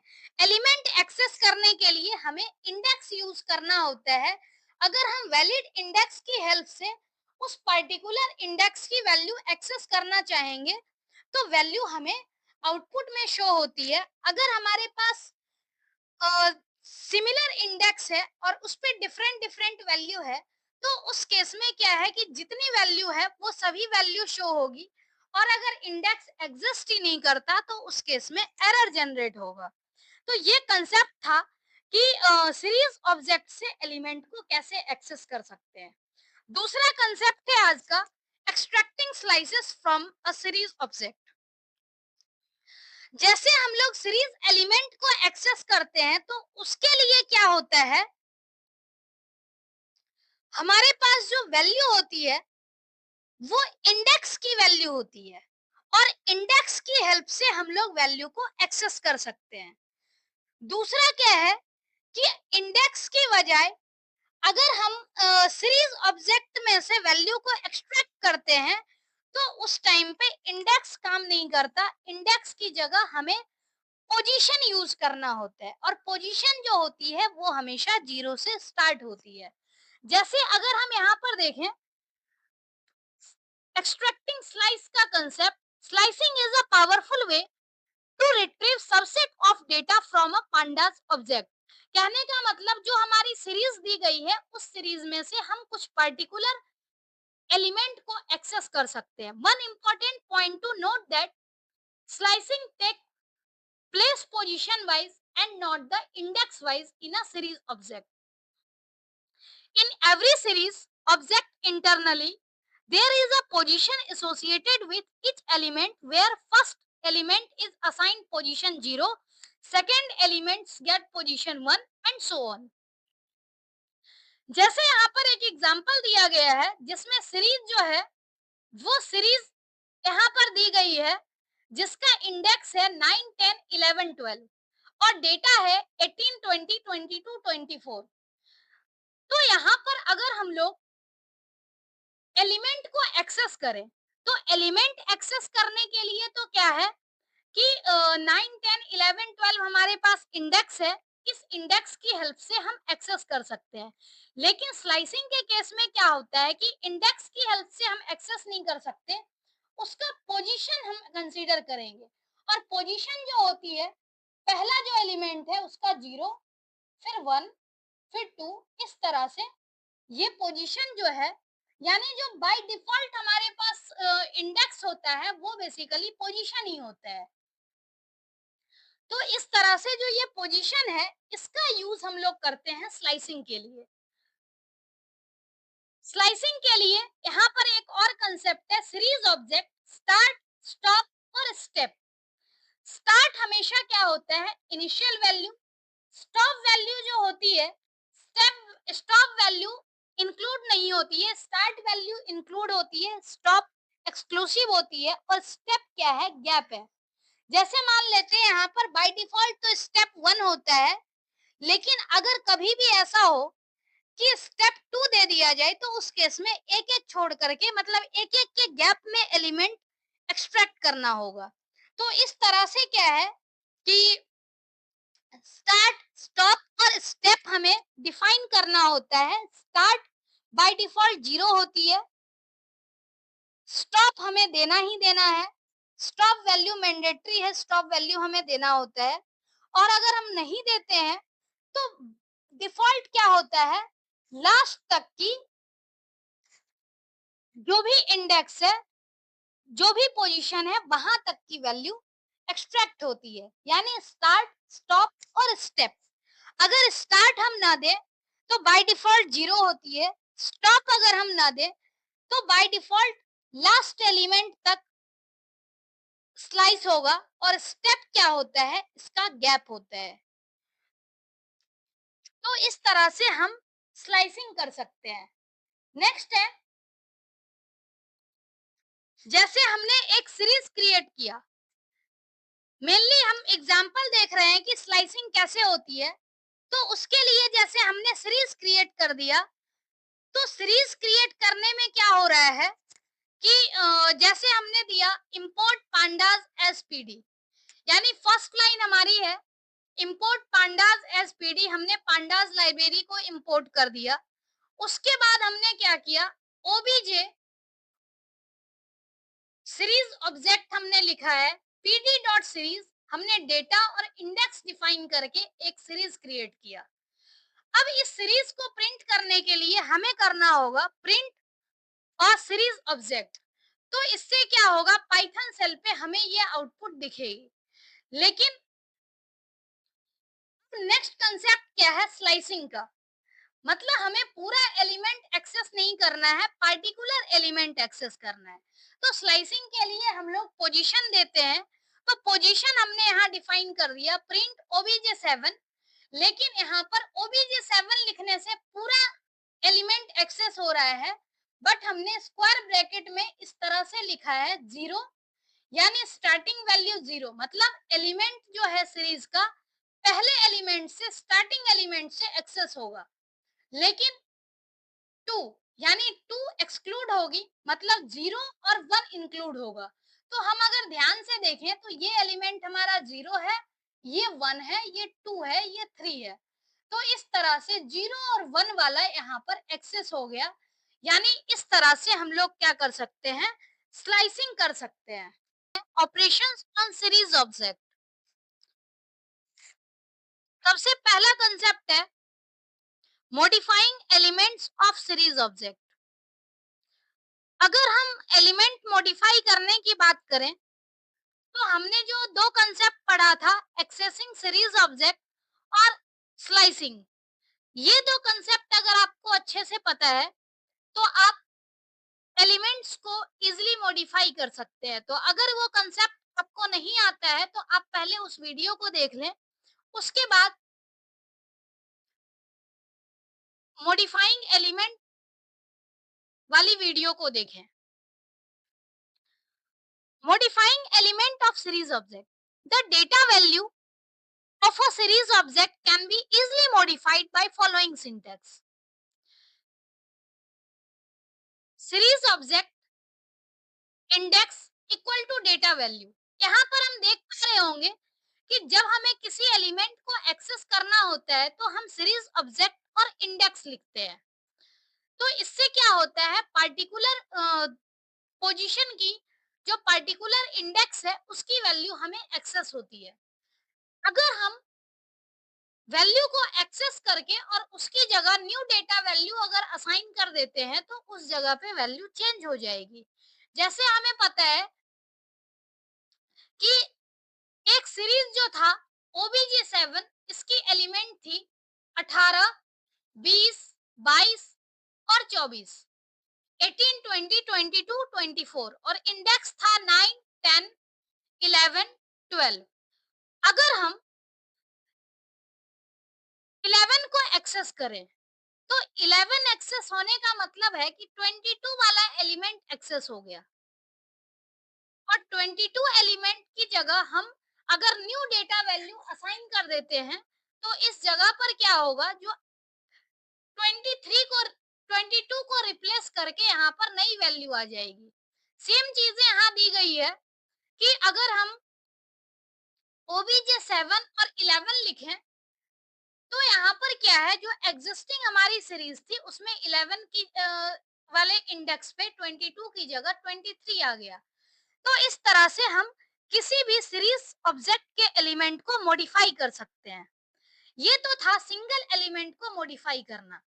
अगर हम मल्टीपल एलिमेंट को मॉडिफाई करना चाहें तो उसके लिए हमें स्लाइसिंग का यूज करना होगा। स्लाइसिंग में जैसे हमने देखा था सीरीज ऑब्जेक्ट, स्टार्ट, स्टॉप और स्टेप, तो इससे क्या है, मल्टीपल वैल्यू हमेशा एक्सेस होती थी और मल्टीपल वैल्यू एक्सेस करके अगर हम न्यू वैल्यू को असाइन कर दें तो उस केस में क्या होगा, जो वैल्यू हमारी है वो अपडेट हो जाएगी। जैसे यहाँ पर सीरीज ऑब्जेक्ट को हम मॉडिफाई करना चाह रहे हैं तो यहाँ पर हमने क्या किया, पहले सीरीज क्रिएट किया तो फर्स्ट यहाँ पर लिखा हुआ है इंपोर्ट पांडास एसपीडी। उसके बाद हमने क्या किया, एक सीरीज ऑब्जेक्ट क्रिएट किया OBJ7 नाम से, इसमें हमने डेटा दिया है और इंडेक्स दिया है। फिर जब हम इस ऑब्जेक्ट 7 को प्रिंट करेंगे तो यहाँ पर आउटपुट आ रहा है 9, 10, 11, 12 इंडेक्स में और 18, 20, 22 और 24 ये हमारे पास सीरीज है। अगर हम इस सीरीज में से एलिमेंट को एक्सेस करें यानी स्लाइसिंग करें तो इस केस में क्या हुआ, OBJ 02, 0 से 2 यानी 0 और 1, क्योंकि 2 यहाँ पर इंक्लूड नहीं होता है तो इट मींस 0 और 1 दोनों जगह पे क्या हो रहा है, नई वैल्यू असाइन हो रही है 18। यानी अब यहाँ पर 0 और 1 दोनों ही इंडेक्स पे क्या होगा, जो 0 और 1 पोजीशन है दोनों जगह 18 आ गया और 2, 3 वाली एज इट इज रह गई। हमें पता है कि इसमें जब भी हम लोग स्लाइसिंग करते हैं तो यहाँ पर इंडेक्स की जगह पोजीशन होती है कंसीडर, तो पोजीशन यहाँ पर 0, 1, 2 और 3 इस तरह से हो रहा है, तो इसमें 0 और 1 वाली वैल्यू चेंज हो रही है। तो इस स्लाइसिंग का यूज करके हम एक साथ मल्टीपल वैल्यू को अपडेट कर सकते हैं। और अगर हम सिंगल एलिमेंट को एक्सेस करें तो उस केस में क्या होगा, सिंगल वैल्यू ही मॉडिफाई होगी। नेक्स्ट है, do remember if you are using slicing you need to specify position not index.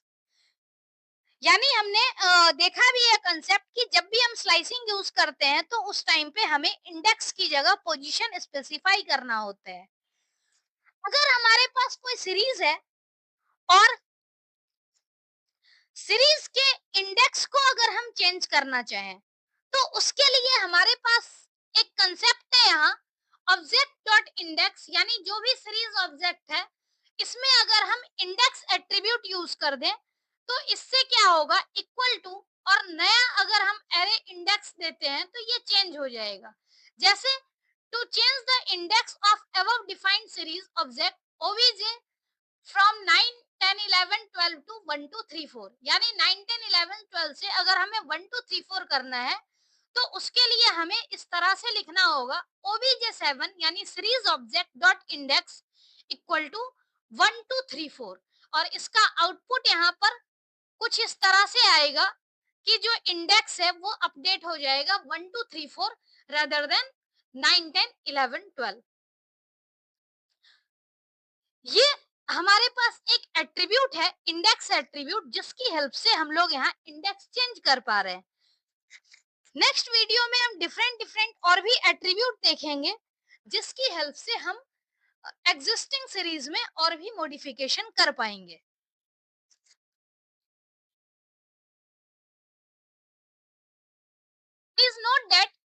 You can modify series object but not its size. Any mismatch, it raises an error. कहने का मतलब कि जब कभी भी हम लोग किसी सीरीज का इंडेक्स चेंज कर रहे हैं तो उसमें जितना वैल्यू पहले से है उतनी ही वैल्यू हमें फिर से न्यू इंडेक्स में प्रोवाइड करनी होगी। अगर किसी भी तरह का साइज मिसमैच होता है तो वहां पर एरर जनरेट होगा, क्योंकि हम जानते हैं कि स्प्रिंग की वैल्यू भले ही म्यूटेबल है लेकिन साइज को हम लोग मॉडिफाई नहीं कर सकते हैं। तो ये कंसेप्ट हमें ध्यान में रखना है। नेक्स्ट है head and tail function of series object. Head और टेल फंक्शन हम लोग सीरीज ऑब्जेक्ट पे यूज करते हैं और उसकी हेल्प से हम लोग सीरीज के कुछ पार्टिकुलर एलिमेंट को एक्सेस करते हैं। The head function is used to fetch first n rows from pandas object and tail function returns last n rows from pandas object. The syntax to use this function are series object head n और series object tail n। अब इसमें ध्यान रहे कि जो head और tail function है यहाँ पर हमें अगर हम n स्पेसिफाई करें तो n बेसिकली नंबर ऑफ रोज को डिनोट करता है। अगर n स्पेसिफाई नहीं करेंगे तो उस केस में n की डिफॉल्ट वैल्यू जो होती है वो होती है 5। यानी जो हेड है वो किसी सीरीज के फर्स्ट n रो को एक्सेस करता है और जो टेल है टेल फंक्शन लास्ट n रो को एक्सेस करता है। अगर n की वैल्यू स्पेसिफाइड होगी तो उतना ही नंबर ऑफ रोज एक्सेस होगा और अगर स्पेसिफाइड नहीं होगी तो हेड जो है वो फर्स्ट 5 रो को रिटर्न करेगा और टेल फंक्शन है वो लास्ट 5 रो को रिटर्न करेगा। जैसे यहाँ पर अगर हम एग्जांपल देखें obj1, इसमें ये एक सीरीज ऑब्जेक्ट है जिसमें हमारे पास टोटल 11 रो है। अगर हम इस 11 रो की बात करें तो इंडेक्स है 0 से लेकर के 10 और टोटल इसमें 11 एलिमेंट है। अब अगर हम obj1.head यानी obj1.head अगर यूज करते हैं, अगर n स्पेसिफाई नहीं है, n अगर स्पेसिफाइड नहीं होगा तो इस केस में स्टार्टिंग से 5 वैल्यू यहाँ पर एक्सेस हो रही है 0 to 4। अगर प्रिंट obj1.tail लिखा हुआ है तो इस केस में क्या है लास्ट की 5 रो, यानी लास्ट की 5 रो एक्सेस होगी टेल के केस में और स्टार्टिंग की 5 रो जो होगी ये हेड के केस में। अगर हमने n स्पेसिफाई नहीं किया और ये 5 जो है ये टेल के केस में। इस तरह से हम लोग क्या कर सकते हैं बिना n स्पेसिफाई किए हुए डेटा को एक्सेस कर सकते हैं। दूसरा क्या है सेम एग्जांपल, अगर हमने हेड और टेल की वैल्यू स्पेसिफाई कर दी तो हेड की वैल्यू जैसे हमने स्पेसिफाई कर दी है 3, तो यहाँ पर सेम सीरीज में से क्या हो रहा है टॉप की 3 वैल्यू एक्सेस हो रही है 0, 1 और 2 और यहाँ पर डेटा टाइप चूंकि इंटीजर है तो इंटीजर यहाँ पर शो हो रहा है। दूसरा अगर टेल 2 लिखा हुआ है it means tail function last की वैल्यू को रिटर्न करेगा और n की वैल्यू 2 है यानी लास्ट 2 वैल्यू यहाँ पर रिटर्न होगी n के केस में, टेल फंक्शन के केस में। तो इस तरह से हम हेड और टेल फंक्शन का यूज करके सीरीज ऑब्जेक्ट के एलिमेंट को एक्सेस कर सकते हैं। नेक्स्ट है vector operation on series object. Vector operation means if you apply a function or expression then it individually applied on each item of the object। Vector operation का मतलब ही होता है कि अगर हम कोई ऑपरेशन अप्लाई करते हैं तो हर एक आइटम पे वो ऑपरेशन इंडिविजुअली अप्लाइड होगा। Since series objects are built on numpy array, they also support vectorized operation. क्योंकि सीरीज ऑब्जेक्ट नंपी एरे को सपोर्ट करता है, तो इस वजह से यहाँ पर सीरीज के केस में वेक्टर ऑपरेशन भी सपोर्ट करेगा। अगर हम एग्जांपल की बात करें तो वेक्टर ऑपरेशन का जैसे यहाँ पर एग्जांपल दिया हुआ है, ये तीन स्टार्टिंग की जो तीन लाइन है, इसकी हेल्प से क्या हो रहा है, एक सीरीज क्रिएट हो रहा है।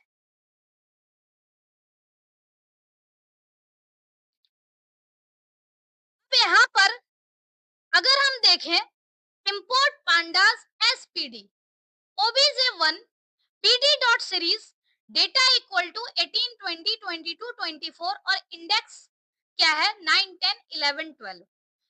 अगर हम इस सीरीज ऑब्जेक्ट को प्रिंट करते हैं तो यहाँ पर आउटपुट कुछ इस तरह से आएगा 9 10 11 12 इंडेक्स में, 18 20 22 और 24 यहाँ पर सीरीज का एलिमेंट। अब हम वेक्टर ऑपरेशन अप्लाई करते हैं, तो वेक्टर ऑपरेशन अप्लाई करने के लिए यहाँ पर जैसे हमने स्टेटमेंट लिखा प्रिंट obj1 प्लस 2, यानी हमने वेक्टर ऑपरेशन अप्लाई किया प्लस 2, मतलब कि जो सीरीज का एलिमेंट है उस सारे एलिमेंट में 2 ऐड हो जाए। तो जब प्लस 2 यहाँ पर अप्लाई हो रहा है, इसका मतलब सीरीज के हर एक एलिमेंट में प्लस 2 हो रहा है, यानी इंडेक्स सेम रहेगा 18 से 20, 20 से 22, 24, 26, यानी जो एग्जिस्टिंग वैल्यू थी उसमें 2 ऐड हो गई। तो इस तरह से हम कह सकते हैं कि वेक्टर ऑपरेशन यहाँ पर अप्लाई हो गया प्लस 2।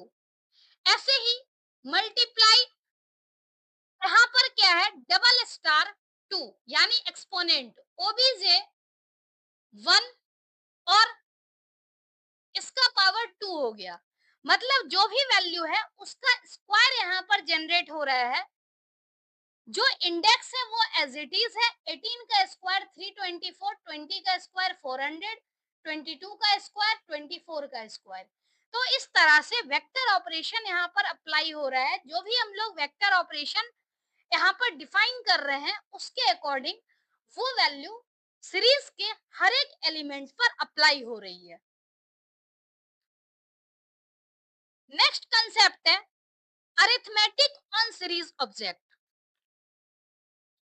अरिथमेटिक का मतलब है कि जो वैल्यू हम लोग जैसे किसी नॉर्मल वैल्यू पे अप्लाई करते हैं, plus minus multiply divide arithmetic operation, उसी तरह से सीरीज में भी हम अरिथमेटिक ऑपरेशन अप्लाई कर सकते हैं।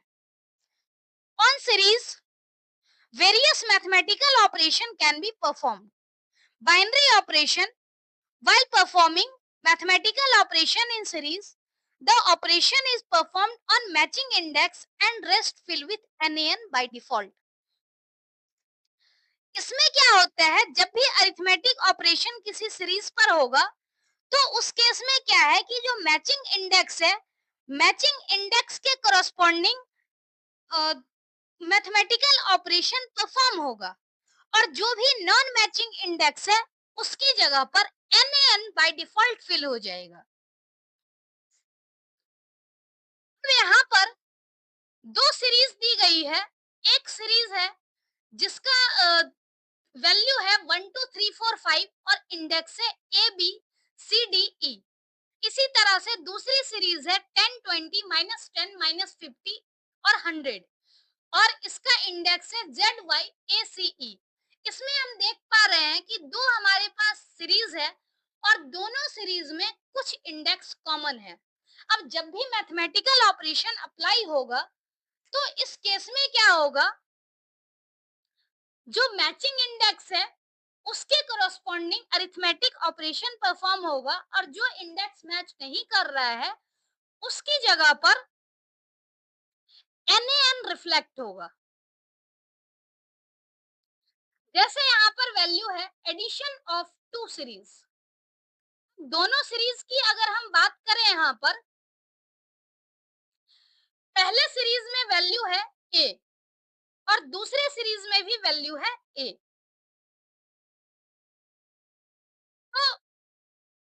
ए की दोनों वैल्यू ऐड होगी, यानी 1 प्लस माइनस 10, तो ये वैल्यू यहाँ पर आ जाएगा 9।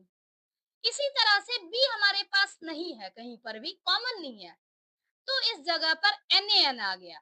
सी हमारे पास वैल्यू जो है वो दोनों सीरीज में है, तो ये वैल्यू यहाँ से कैलकुलेट हो गई 3 प्लस माइनस 50, तो 47। तो इस तरह से हम देख पा रहे हैं कि जो मैचिंग इंडेक्स है, मैचिंग इंडेक्स पे अरिथमेटिक ऑपरेशन परफॉर्म हो रहा है, और जो भी नॉन मैचिंग इंडेक्स है उसकी जगह पर NaN आ रहा है। लेकिन एक चीज ध्यान देने वाली है कि यहाँ पर सीरीज का जो टाइप है वो इंटीजर है, लेकिन फाइनल में फ्लोट हो गया। तो हमने कंसेप्ट पढ़ा था कि NaN का जो टाइप होता है वो कुछ डिफाइन नहीं होता, तो उस केस में डिफॉल्ट डेटा टाइप हमारे पास फ्लोट होता है, तो यहाँ पर फ्लोट वैल्यू होगी। तभी यहाँ पर जितनी भी वैल्यू है सारी इंटीजर में होने के बावजूद भी हमारे पास जो रिजल्टेंट वैल्यू है वो फ्लोट में आ रही है। तो इस तरह से हम दो सीरीज पे अरिथमेटिक ऑपरेशन परफॉर्म कर सकते हैं। ये अरिथमेटिक ऑपरेशन यहाँ पर एडिशन का था।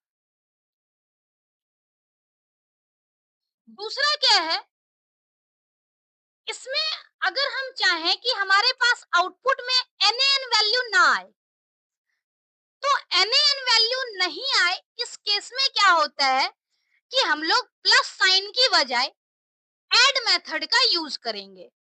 और ऐड मेथड का यूज करने से क्या होगा कि जो भी कॉमन वैल्यू है उसके ऊपर तो अरिथमेटिक ऑपरेशन परफॉर्म होगा, लेकिन जो कॉमन वैल्यू नहीं है, जो मैचिंग वैल्यू नहीं है, उस केस में क्या होगा कि जहां पर वैल्यू एग्जिस्ट नहीं करती है उस जगह पर वो वैल्यू हमें मानना होगा। जैसे यहाँ पर हमने क्या किया, अगर हम ऐड फंक्शन को कॉल कर रहे हैं तो ऐड फंक्शन में क्या है कि NaN वैल्यू यहाँ पर नहीं आएगी, series A dot add series B, यानी ए में सीरीज बी ऐड हो रही है, फिल वैल्यू इक्वल टू 0। मतलब हमने फिल वैल्यू एट्रीब्यूट में मान लिया कि ये 0 है। अब इस केस में क्या होगा कि जैसे हमारे पास ए की वैल्यू तो 9 है, ये ऑलरेडी हमारे पास ए की वैल्यू इस केस में 1 है, और यहाँ पर 10 है, -10 है, तो इस केस में -9 हो गया। लेकिन NaN बी जो है, बी दोनों में एग्जिस्ट नहीं करती है, यानी पहले वैल्यू में एग्जिस्ट कर रही है, दूसरे में एग्जिस्ट नहीं करती है, तो फिल वैल्यू हमने मान लिया 0। यानी हम ये मानेंगे कि बी में जब कुछ एग्जिस्ट नहीं करता सीरीज बी में, तो ये बी की वैल्यू 0 है। अब इस केस में क्या होगा, बी 2 प्लस 0 ऐड होगा। ऐसे ही सी हमारे पास 47 है, डी हमारे पास वैल्यू नहीं है, डी इसमें है लेकिन इसमें नहीं है, यानी डी भी हमारा क्या है, 0। अब इस केस में क्या है, 4 प्लस 0, यानी हमने जो ऐड ऑपरेशन यूज किया है इसमें क्या है, फिल वैल्यू हमने 0 ले ली, यानी बी सीरीज जो है इसमें कोई भी वैल्यू हमारे पास बी नहीं है, तो बाय डिफॉल्ट वैल्यू यहाँ 0 आ गई। अब 4 प्लस 0 यानी 4, अब NaN की जगह 4 आ जाएगा। तो इस तरह से हम डिफॉल्ट वैल्यू एक मान लेंगे फिल वैल्यू, और वही वैल्यू कंसीडर होगी जब कोई वैल्यू एग्जिस्ट नहीं करेगा। तो अगर हम साइन यूज करेंगे तो NaN आएगी, अगर हम साइन यूज नहीं करेंगे, मेथड यूज करेंगे, तो उस केस में NaN रिजल्ट में नहीं आएगा। तो इस तरह से हम देख सकते हैं कि एडिशन ऑपरेशन परफॉर्म होता है। जहां भी मिसिंग वैल्यू होती है, मिसिंग वैल्यू की जगह पर जो फिल वैल्यू है उससे रिप्लेस कर दी जाती है। ऐसे ही अगर हम सब्ट्रैक्शन की बात करें तो सेम सब्ट्रैक्शन में भी क्या है, सीरीज ए में से सीरीज बी को हम माइनस कर रहे हैं, यानी सीरीज ए की वैल्यू है, सीरीज ए में अगर एग्जिस्ट कर रही है और बी में भी एग्जिस्ट कर रही है, तो सीरीज ए में से बी की वैल्यू माइनस हो जाएगी। जैसे हमें याद है कि ए की वैल्यू पहले में 1 है, दूसरे में -10 है, तो 1 माइनस -10, तो इससे क्या हो गया, 11। तो इस तरह से यहाँ पर 11 आ गया। तो हम यहाँ पर देख पा रहे हैं कि जो हमारी सब्ट्रैक्शन की वैल्यू है, अगर कॉमन है, दोनों में है, तो एक्चुअल वैल्यू सब्ट्रैक्ट होगी, यानी सब्ट्रैक्शन में रिजल्ट आएगा। और अगर कॉमन वैल्यू एग्जिस्ट नहीं कर रही है, तो उस केस में NaN आएगा। दूसरा एक और चीज, यहाँ पर जैसे क्या है,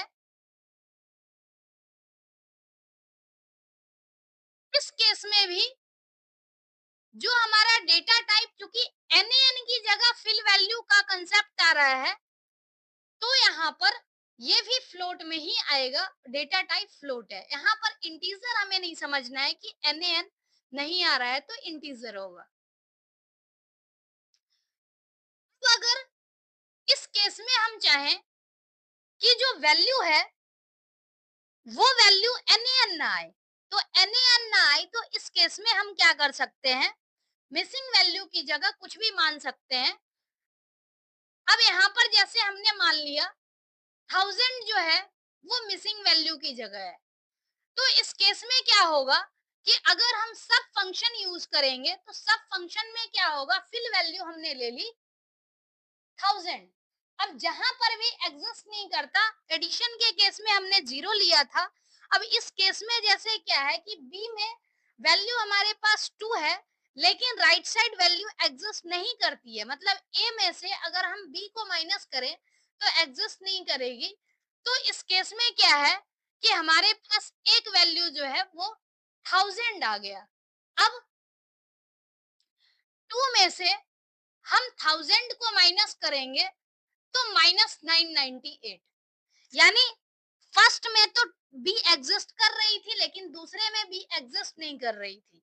तो दूसरे में क्या हुआ, फर्स्ट में तो 2 है, लेकिन सेकंड में हमने फिल वैल्यू को 1000 कंसीडर किया है, तो 2 माइनस 1000, तो 998, माइनस का 998। तो इस तरह से हम लोग NaN को रिमूव भी कर सकते हैं। अगर हमने साइन का यूज किया, तो साइन के केस में क्या होता है, NaN वैल्यू आती है, लेकिन अगर हमें NaN वैल्यू नहीं चाहिए रिजल्ट में, तो उस केस में हमें फंक्शन को कॉल करना होता है। सेम मल्टीप्लीकेशन के केस में क्या है, मैचिंग वैल्यू के लिए रिजल्ट आ रहा है और नॉन मैचिंग वैल्यू के लिए NaN आ रहा है। सिंपल जैसे हम लोग मल्टीप्लीकेशन करते हैं, सेम प्रोसेस यहाँ पर भी होता है। अगर हम NaN वैल्यू को रिमूव करना चाहें, तो इस केस में क्या होता है, फिर से हम वैल्यू को फिल वैल्यू 0 कंसीडर कर लिए। अब यहाँ पर मल नाम का फंक्शन यूज हो रहा है। अब जहां पर भी वैल्यू एग्जिस्ट नहीं करती है, उस जगह पर क्या होगा, 0 वैल्यू फिल हो जाएगी और NaN का कंसेप्ट यहाँ से हट जाएगा।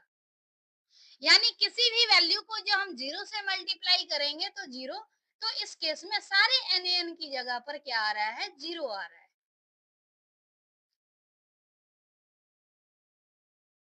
नेक्स्ट है डिवीजन।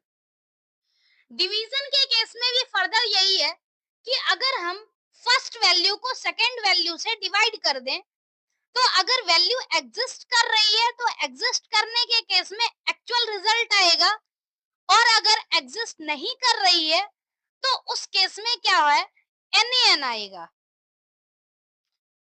अगर हम चाहते हैं कि NaN ना आए, तो उस केस में हम क्या करेंगे, डिवीजन के लिए दिव मेथड का यूज करेंगे। और इस केस में क्या है, किसी भी नंबर को अगर हम 0 से डिवाइड करें तो उस केस में इंफिनिटी, और अगर 0 को किसी नंबर से डिवाइड करेंगे तो 0। सेम मैथ वाला कंसेप्ट यहाँ पर यूज हो रहा है। और इस तरह से हम लोग क्या कर सकते हैं, अरिथमेटिक ऑपरेशन का यूज कर सकते हैं। अगर normal plus minus multiply divide sign का यूज करें तो NaN वैल्यू आएगी। अगर प्लस माइनस मल्टीप्लाई डिवाइड का केस नहीं होगा, नहीं चाहिए, तो उस केस में हम लोग मेथड का यूज करेंगे, ऐड, सब, मल और डिव का।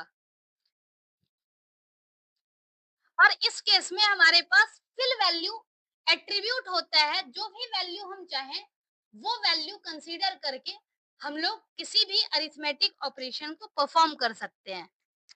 जनरली एग्जाम में फिल वैल्यू का क्या वैल्यू यूज करना है वो हमें दिया हुआ होता है और उसके अकॉर्डिंग हम लोग यूज करते हैं, और नहीं दिया हुआ रहेगा तो हम लोग कोई अपना वैल्यू यूज कर सकते हैं। फिर नेक्स्ट है आज का last concept, some additional operation on series object. Additional operation series object की अगर हम बात करें तो यहाँ पर एक कंसेप्ट हम पढ़ने वाले हैं, री indexing. Sometimes you want to create a similar object but with a different order of same index।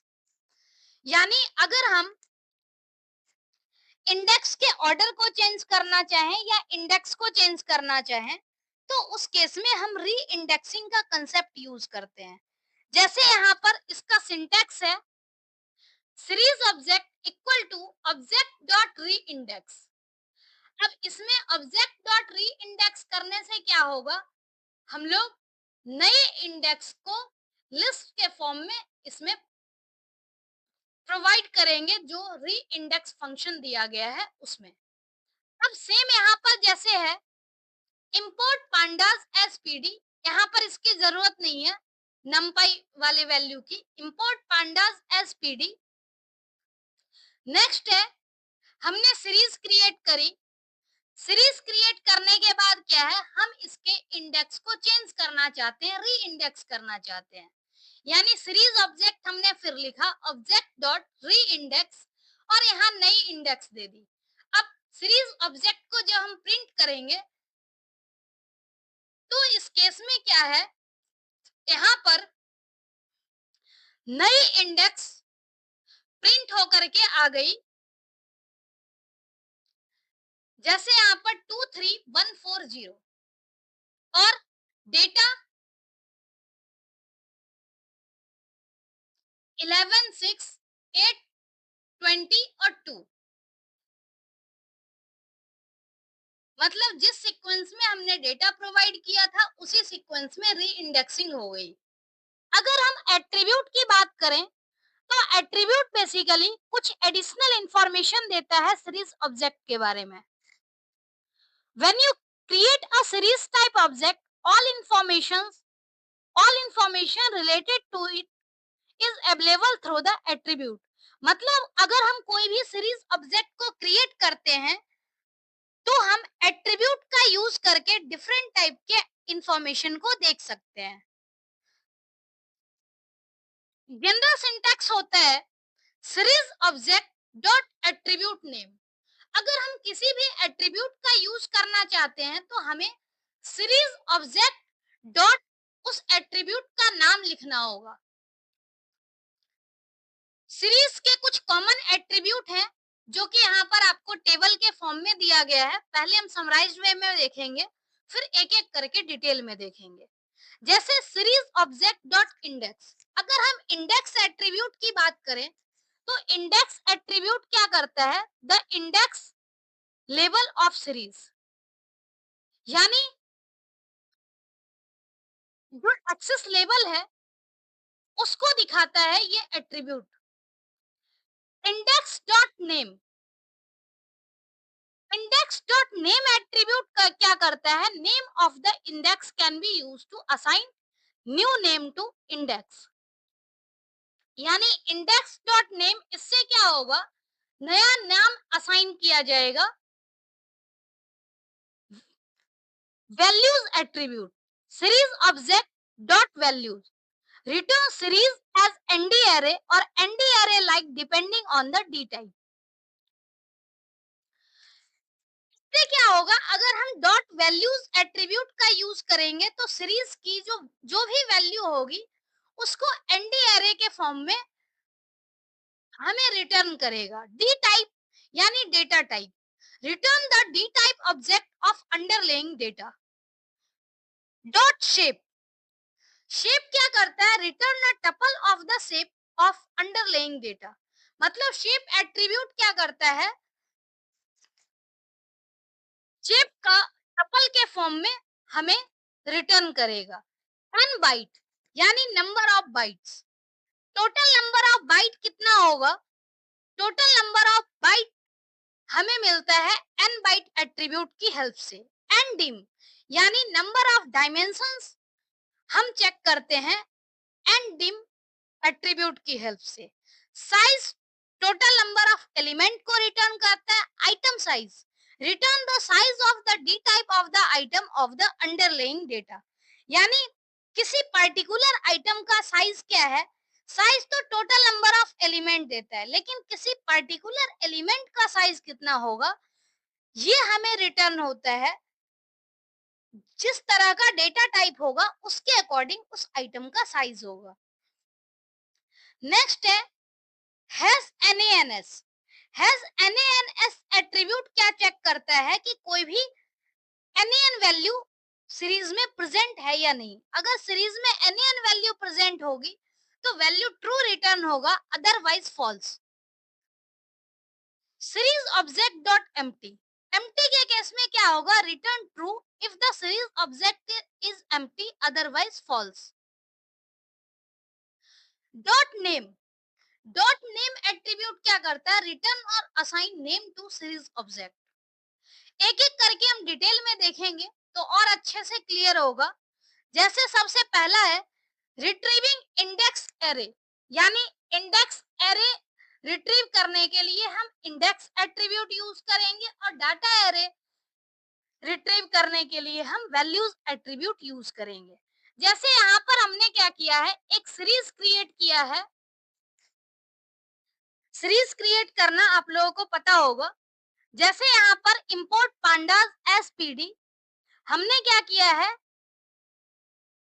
Array दिया है, मतलब डेटा और इंडेक्स। डेटा और इंडेक्स की हेल्प से हमने एट्रीब्यूट यहाँ पर सीरीज क्रिएट कर दिया। इतनी जो लाइन है, इंपोर्ट डेटा वाली दोनों लाइन, सीरीज क्रिएट करने के लिए लाइन, और प्रिंट obj3, तो इससे क्या है कि सीरीज क्रिएट हो करके और यहाँ पर प्रिंट हो गई।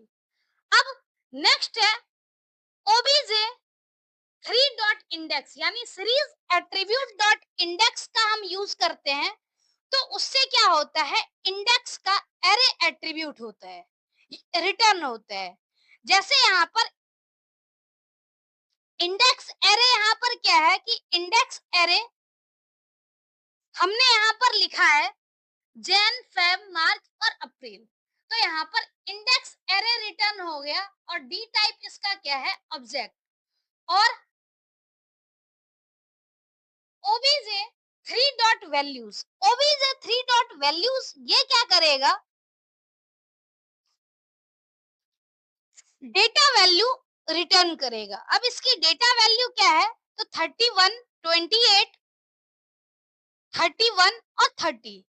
तो इंडेक्स एट्रीब्यूट क्या कर रहा है, इंडेक्स को रिटर्न कर रहा है। डाटा वैल्यू क्या कर रहा है, डेटा को रिटर्न कर रहा है, मतलब वैल्यूज एट्रीब्यूट डेटा को रिटर्न कर रहा है।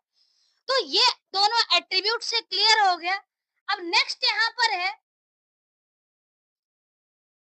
अगर हम बात करें इसका रेंज इंडेक्स चेक करने के लिए, तो हमने यहाँ पर क्या किया है, इंपोर्ट पांडास, और चूंकि नंपाई एरे का यहाँ पर कंसेप्ट है, तो नंपाई एरे में हम क्या कर रहे हैं, इंपोर्ट नंपाई एज एनपी, क्योंकि ये लाइन लिखना मैंडेटरी होगा। अब नंपाई एरे की हेल्प से अगर हम सीरीज को क्रिएट करें और तब अगर हम इंडेक्स चेक करना चाहें, तो इंडेक्स कुछ इस तरह से आएगा, range index start equal to 0, stop equal to 5 और स्टेप इक्वल टू 1। मतलब ये नॉर्मल सीरीज के केस में था कि इस तरह से हम इंडेक्स को जब एक्सेस करेंगे तो हमें इंडेक्स इस फॉर्म में दिखेगा, लिस्ट के फॉर्म में। लेकिन अगर नंपाई एरे का यूज करेंगे तो हमें स्टार्ट, स्टॉप और स्टेप के फॉर्म में यहाँ पर इंडेक्स दिख रहा है। नेक्स्ट है सेटिंग द इंडेक्स नेम। अगर हमें इंडेक्स का नाम सेट करना होगा तो उसके लिए हमें यूज करना होता है index dot name attribute. By default series का कोई नाम नहीं होता है, अगर हम चाहते हैं कि सीरीज का कोई नाम असाइन कर दें, तो उसके लिए हमें index dot name attribute use करना होगा। जैसे अगर हम यहाँ पर देख रहे हैं, सीरीज हमने क्रिएट कर दिया और सीरीज को प्रिंट कर दिया, तो यहाँ पर क्या है कि सीरीज क्रिएट हो गई और इसका डेटा टाइप प्रिंट हुआ। इस केस में कोई नेम प्रिंट नहीं हुआ है। अगर हम चाहते हैं कि सीरीज का नाम असाइन हो जाए, तो उस केस में हमने क्या किया, series object dot index dot name, और इसमें हमने एक नाम असाइन कर दिया। तो अगर हम इस सीरीज को प्रिंट करते हैं, तो हमारे पास जो सीरीज आउटपुट के फॉर्म में आएगा, उसमें टॉप पे सीरीज का नाम है, उसके बाद सीरीज है और इसका डेटा टाइप है। तो इस तरह से हम सीरीज का जो नाम है वो सेट कर सकते हैं।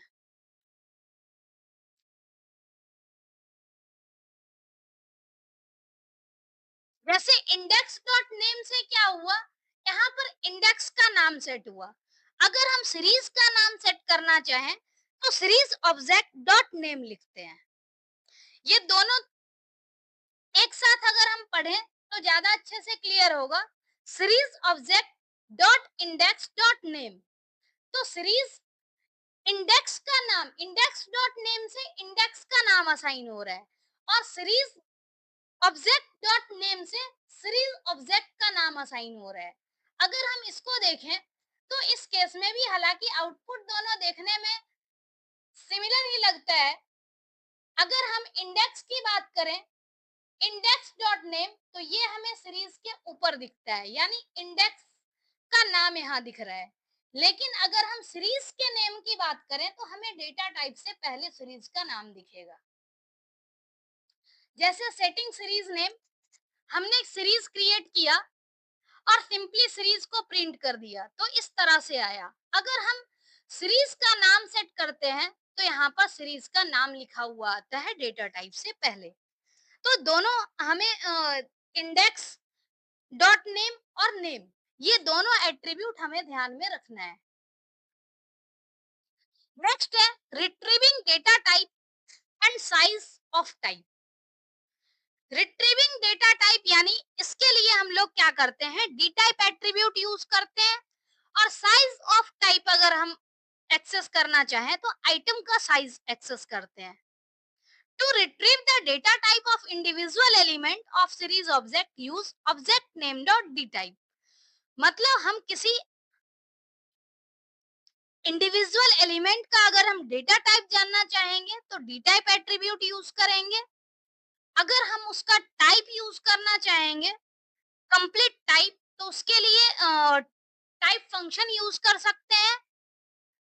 सीरीज का टाइप अगर यूज करना जानना चाहें, इंडिविजुअल के लिए डी टाइप, सीरीज का टाइप जानना चाहें तो टाइप फंक्शन, और अगर हम किसी पर्टिकुलर एलिमेंट का नंबर ऑफ बाइट्स जानना चाहें, किसी आइटम का साइज जानना चाहें, तो उसके लिए आइटम साइज एट्रीब्यूट होगा। जैसे यहाँ पर हमारे पास जो प्रोग्राम है वो कुछ इस तरह से है, इंपोर्ट पांडास एस पीडी। हमने यहाँ पर इंपोर्ट numpy एज एनपी लिखा है, ताकि हम जरूरत पड़ेगा तो यूज कर सकते हैं। एक्स्ट्रा लिखने से गलत नहीं होता है, लेकिन हमने चूंकि लास्ट में यूज किया है np.arr, तो इस तरह से, सॉरी यहाँ पर np.arr सिर्फ नाम है, एनपी का कोई यूज नहीं है, तो मतलब हम ये ना भी लिखें तो चलेगा। नेक्स्ट है ARR इक्वल टू 21, 28, 21 और 20। मतलब ये दोनों हमने डेटा दिया, यहाँ सीरीज क्रिएट किया। अब अगर हम चाहते हैं NP ARR equal to values लिखना, तो इससे क्या होगा, पूरी वैल्यू एक्सेस होगी। अगर हम इसमें प्रिंट स्टेटमेंट लिखते तो सिर्फ वैल्यू हमें एक्सेस होती, लेकिन हमने प्रिंट स्टेटमेंट नहीं लिखा है, तो यहाँ पर प्रिंट जो है, आउटपुट स्क्रीन पे हमें कोई आउटपुट नहीं दिख रहा है। नेक्स्ट है obj2 डॉट डी टाइप, यानी ऑब्जेक्ट 2 जो हमने क्रिएट किया है, इसका डेटा टाइप। तो इसका डेटा टाइप ऑब्वियस सी बात है कि ये हमारा इंडेक्स है और ये डेटा है। तो डेटा है, डेटा का टाइप इंटीजर है, तो यहाँ पर आउटपुट इंटीजर आ गया, यानी डेटा का टाइप आ गया। अगर हम पूरी सीरीज का टाइप देखना चाहें, सीरीज ऑब्जेक्ट का टाइप, तो उसके लिए हमने टाइप फंक्शन यूज किया है, और टाइप फंक्शन यानी class pandas dot code dot series dot series, यानी सीरीज यहाँ पर क्लास हो गई। नेक्स्ट है np.arr.item size। इसमें क्या है, हर एक एलिमेंट का आइटम साइज, अब इंटीजर का हमें पता है 2 बाइट लेता है, तो यहाँ पर हमारे पास क्या है, 4 एलिमेंट है सीरीज में, तो सीरीज में 4 एलिमेंट है, अगर हर एक एलिमेंट का 2 बाइट हुआ मतलब टोटल 8 बाइट। तो यानी जो ये एरे है, एनपी एरे, हमने एरे जो डिफाइन किया, इसकी जो वैल्यू ली है object dot value, object dot value से क्या होगा कि हमारे पास जो वैल्यू आ रही है वो नंपा एरे के फॉर्म में हो या फिर एरे ऑब्जेक्ट के फॉर्म में हमारे पास सेव हो गई। अब इस वैल्यू का हम कंप्लीट अगर हम साइज देखना चाहें, तो इसका साइज हम 8 यहाँ पर देख पा रहे हैं। तो इस तरह से हम किसी पर्टिकुलर एलिमेंट का डेटा टाइप देख सकते हैं, पूरी सीरीज का डेटा टाइप देख सकते हैं, और एलिमेंट का साइज देख सकते हैं। नेक्स्ट है retrieving shape. Shape, the shape of series object tells how big it is, that is how many elements it contains including missing or empty value। यानी जब कभी भी हम शेप एट्रीब्यूट का यूज करेंगे, तो शेप एट्रीब्यूट से क्या होगा, टोटल नंबर ऑफ एलिमेंट्स हमें मिलता है, और वो टोटल नंबर ऑफ एलिमेंट कैसे होगा, तो टपल के फॉर्म में होगा। और क्योंकि टपल में सिंगल एलिमेंट, आपको याद होगा कि सिंगल एलिमेंट भी अगर होता है तो उसके लिए हमें नंबर के बाद कॉमा लिखना होता है। तो यहाँ पर भी जब भी शेप रिट्रीव होगा, तो इस केस में भी टपल के फॉर्म में रिट्रीव होगा, और सिंगल, चूंकि सीरीज जो है वो वन डायमेंशनल डेटा है, तो इसीलिए एक एलिमेंट के बाद भी यहाँ पर कॉमा लिखा हुआ है। अब अगर हम बात करें शेप की, तो इसमें एन वैल्यू भी काउंट होगा। जैसे अगर हम देख रहे हैं सीरीज, पहली सीरीज जो क्रिएट हो रही है वो है 3.5, 5, 6.5 और 8, इसमें 8 4 एलिमेंट है। दूसरी सीरीज है, इसमें है 6.5 np डॉट nan और 2.34, यानी इसमें 3 एलिमेंट है इंक्लूडिंग nan। जब हम इसके शेप को प्रिंट कर रहे हैं, यानी obj2 डॉट शेप और obj3 डॉट शेप, तो इसमें क्या है, 4 एलिमेंट है, तो 4 कॉमा, और ये टपल के फॉर्म में, ऐसे ही 3 और ये कॉमा, ये भी टपल के फॉर्म में। तो इस तरह से शेप जो है, shape attribute total number of element return करता है, टपल के फॉर्म में, वन डायमेंशनल है, इस वजह से क्या है, यहाँ पर एक एलिमेंट के बाद कॉमा है, क्योंकि टपल को हम लोग सिंगल एलिमेंट भी रहे तो आगे कॉमा लिखना जरूरी होता है। Note, the shape of series object tells how big it is, that is how many elements it contain including missing or null empty value, यानी nan इसमें वैलिड होता है। नेक्स्ट है retrieving dimension, number of axes and dim attribute, size, size attribute और number of bytes, N byte attribute, यानी 3 attribute यहाँ पर example दिया गया है। To know about the dimension यानी नंबर ऑफ एक्सेस, इस केस में क्या है, ऑब्जेक्ट डॉट एंड डिम, ये इतना तक जो है सीरीज सेम है जो ऊपर के एग्जांपल में लिया गया था। अगर हम इसी ऑब्जेक्ट 2 की बात करें, ऑब्जेक्ट 3 पे काम नहीं कर रहे हैं, ऑब्जेक्ट 2 की अगर हम बात करें तो obj2 डॉट एंडिंग, इस केस में क्या है, सीरीज हम जानते हैं कि वन डायमेंशनल होता है, तो यहाँ पर आउटपुट 1 आ गया। अब नेक्स्ट अगर हम देखें दो हमारे पास है, एक ओबीजे 2, एक ओबीजे 3। अब ओबीजे 2 और ओबीजे 3 दोनों के साइज की बात करें तो साइज एट्रीब्यूट क्या करता है, टोटल नंबर ऑफ एलिमेंट को रिटर्न करता है। अब पहले में टोटल नंबर ऑफ एलिमेंट 4 है, दूसरे में टोटल नंबर ऑफ एलिमेंट 3 है, यानी इंक्लूडिंग नल NaN। तो यहाँ पर ये वैल्यू रिटर्न हो गई। अब नेक्स्ट में क्या है, n बाइट, यानी टोटल नंबर ऑफ बाइट्स कितना लेगा। तो टोटल नंबर ऑफ बाइट्स के केस में यहाँ पर क्या है, अगर हम ऑब्जेक्ट 2 की बात करें तो ऑब्जेक्ट 2 के केस में क्या है, obj2 डॉट n बाइट और obj3 डॉट n बाइट।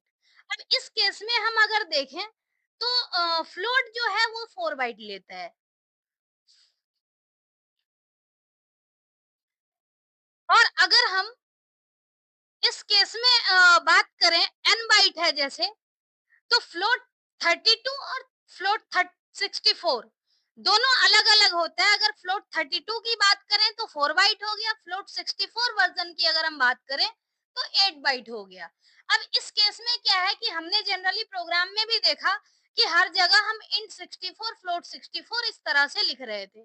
तो उस केस में क्या है कि 8 बाइट, एक आइटम का साइज अगर फ्लोट है तो 8 बाइट हो गया।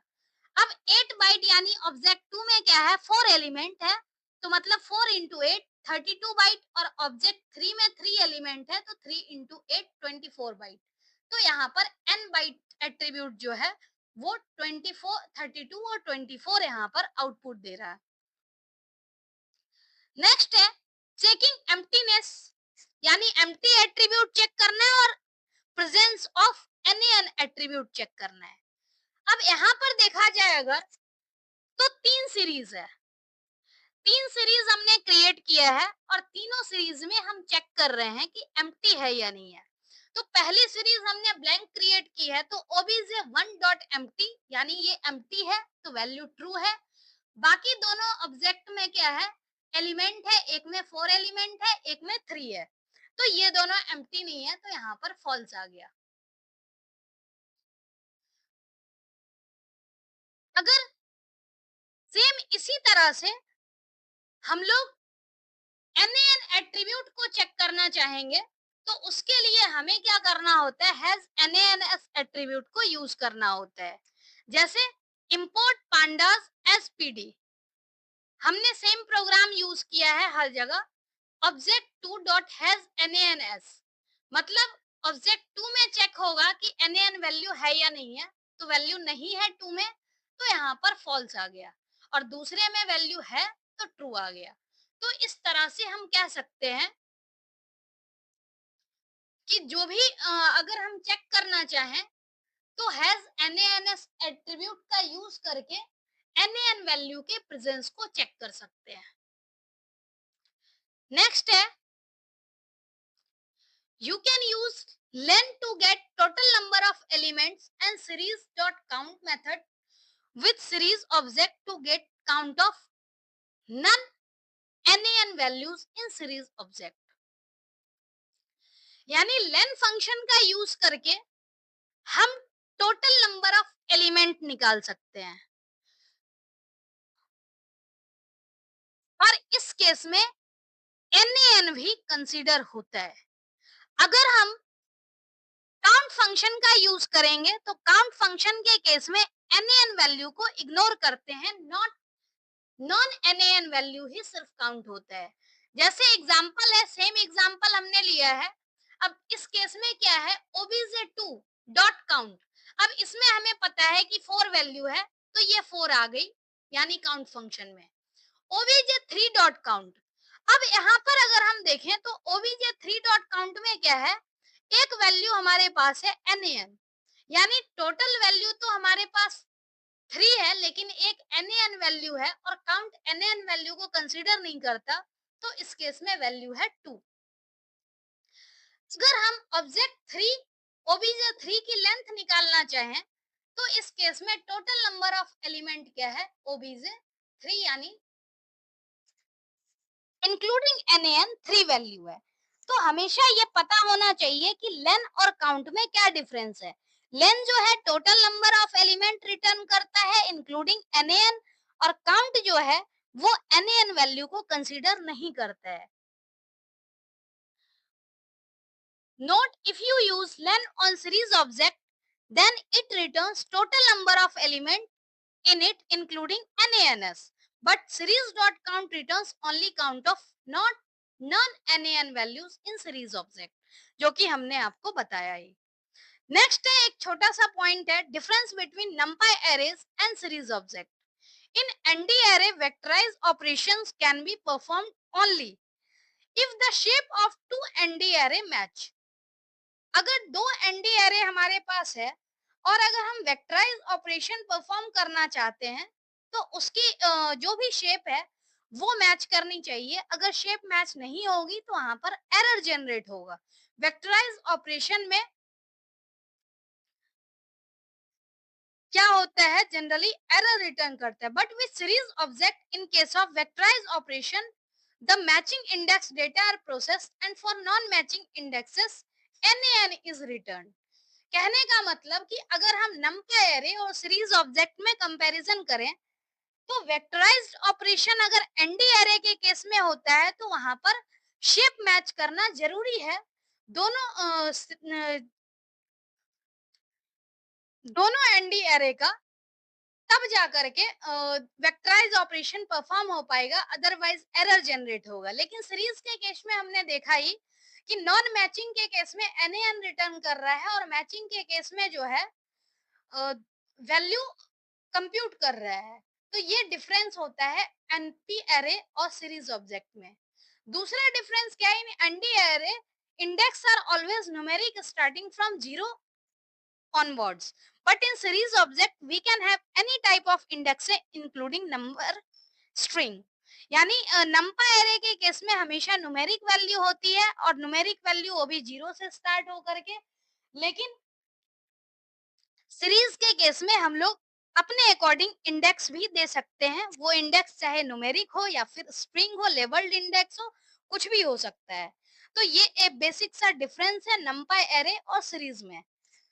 नेक्स्ट वीडियो में हम लोग स्टार्ट करेंगे डेटा फ्रेम। तो आज के लिए इतना ही। Thank you so much.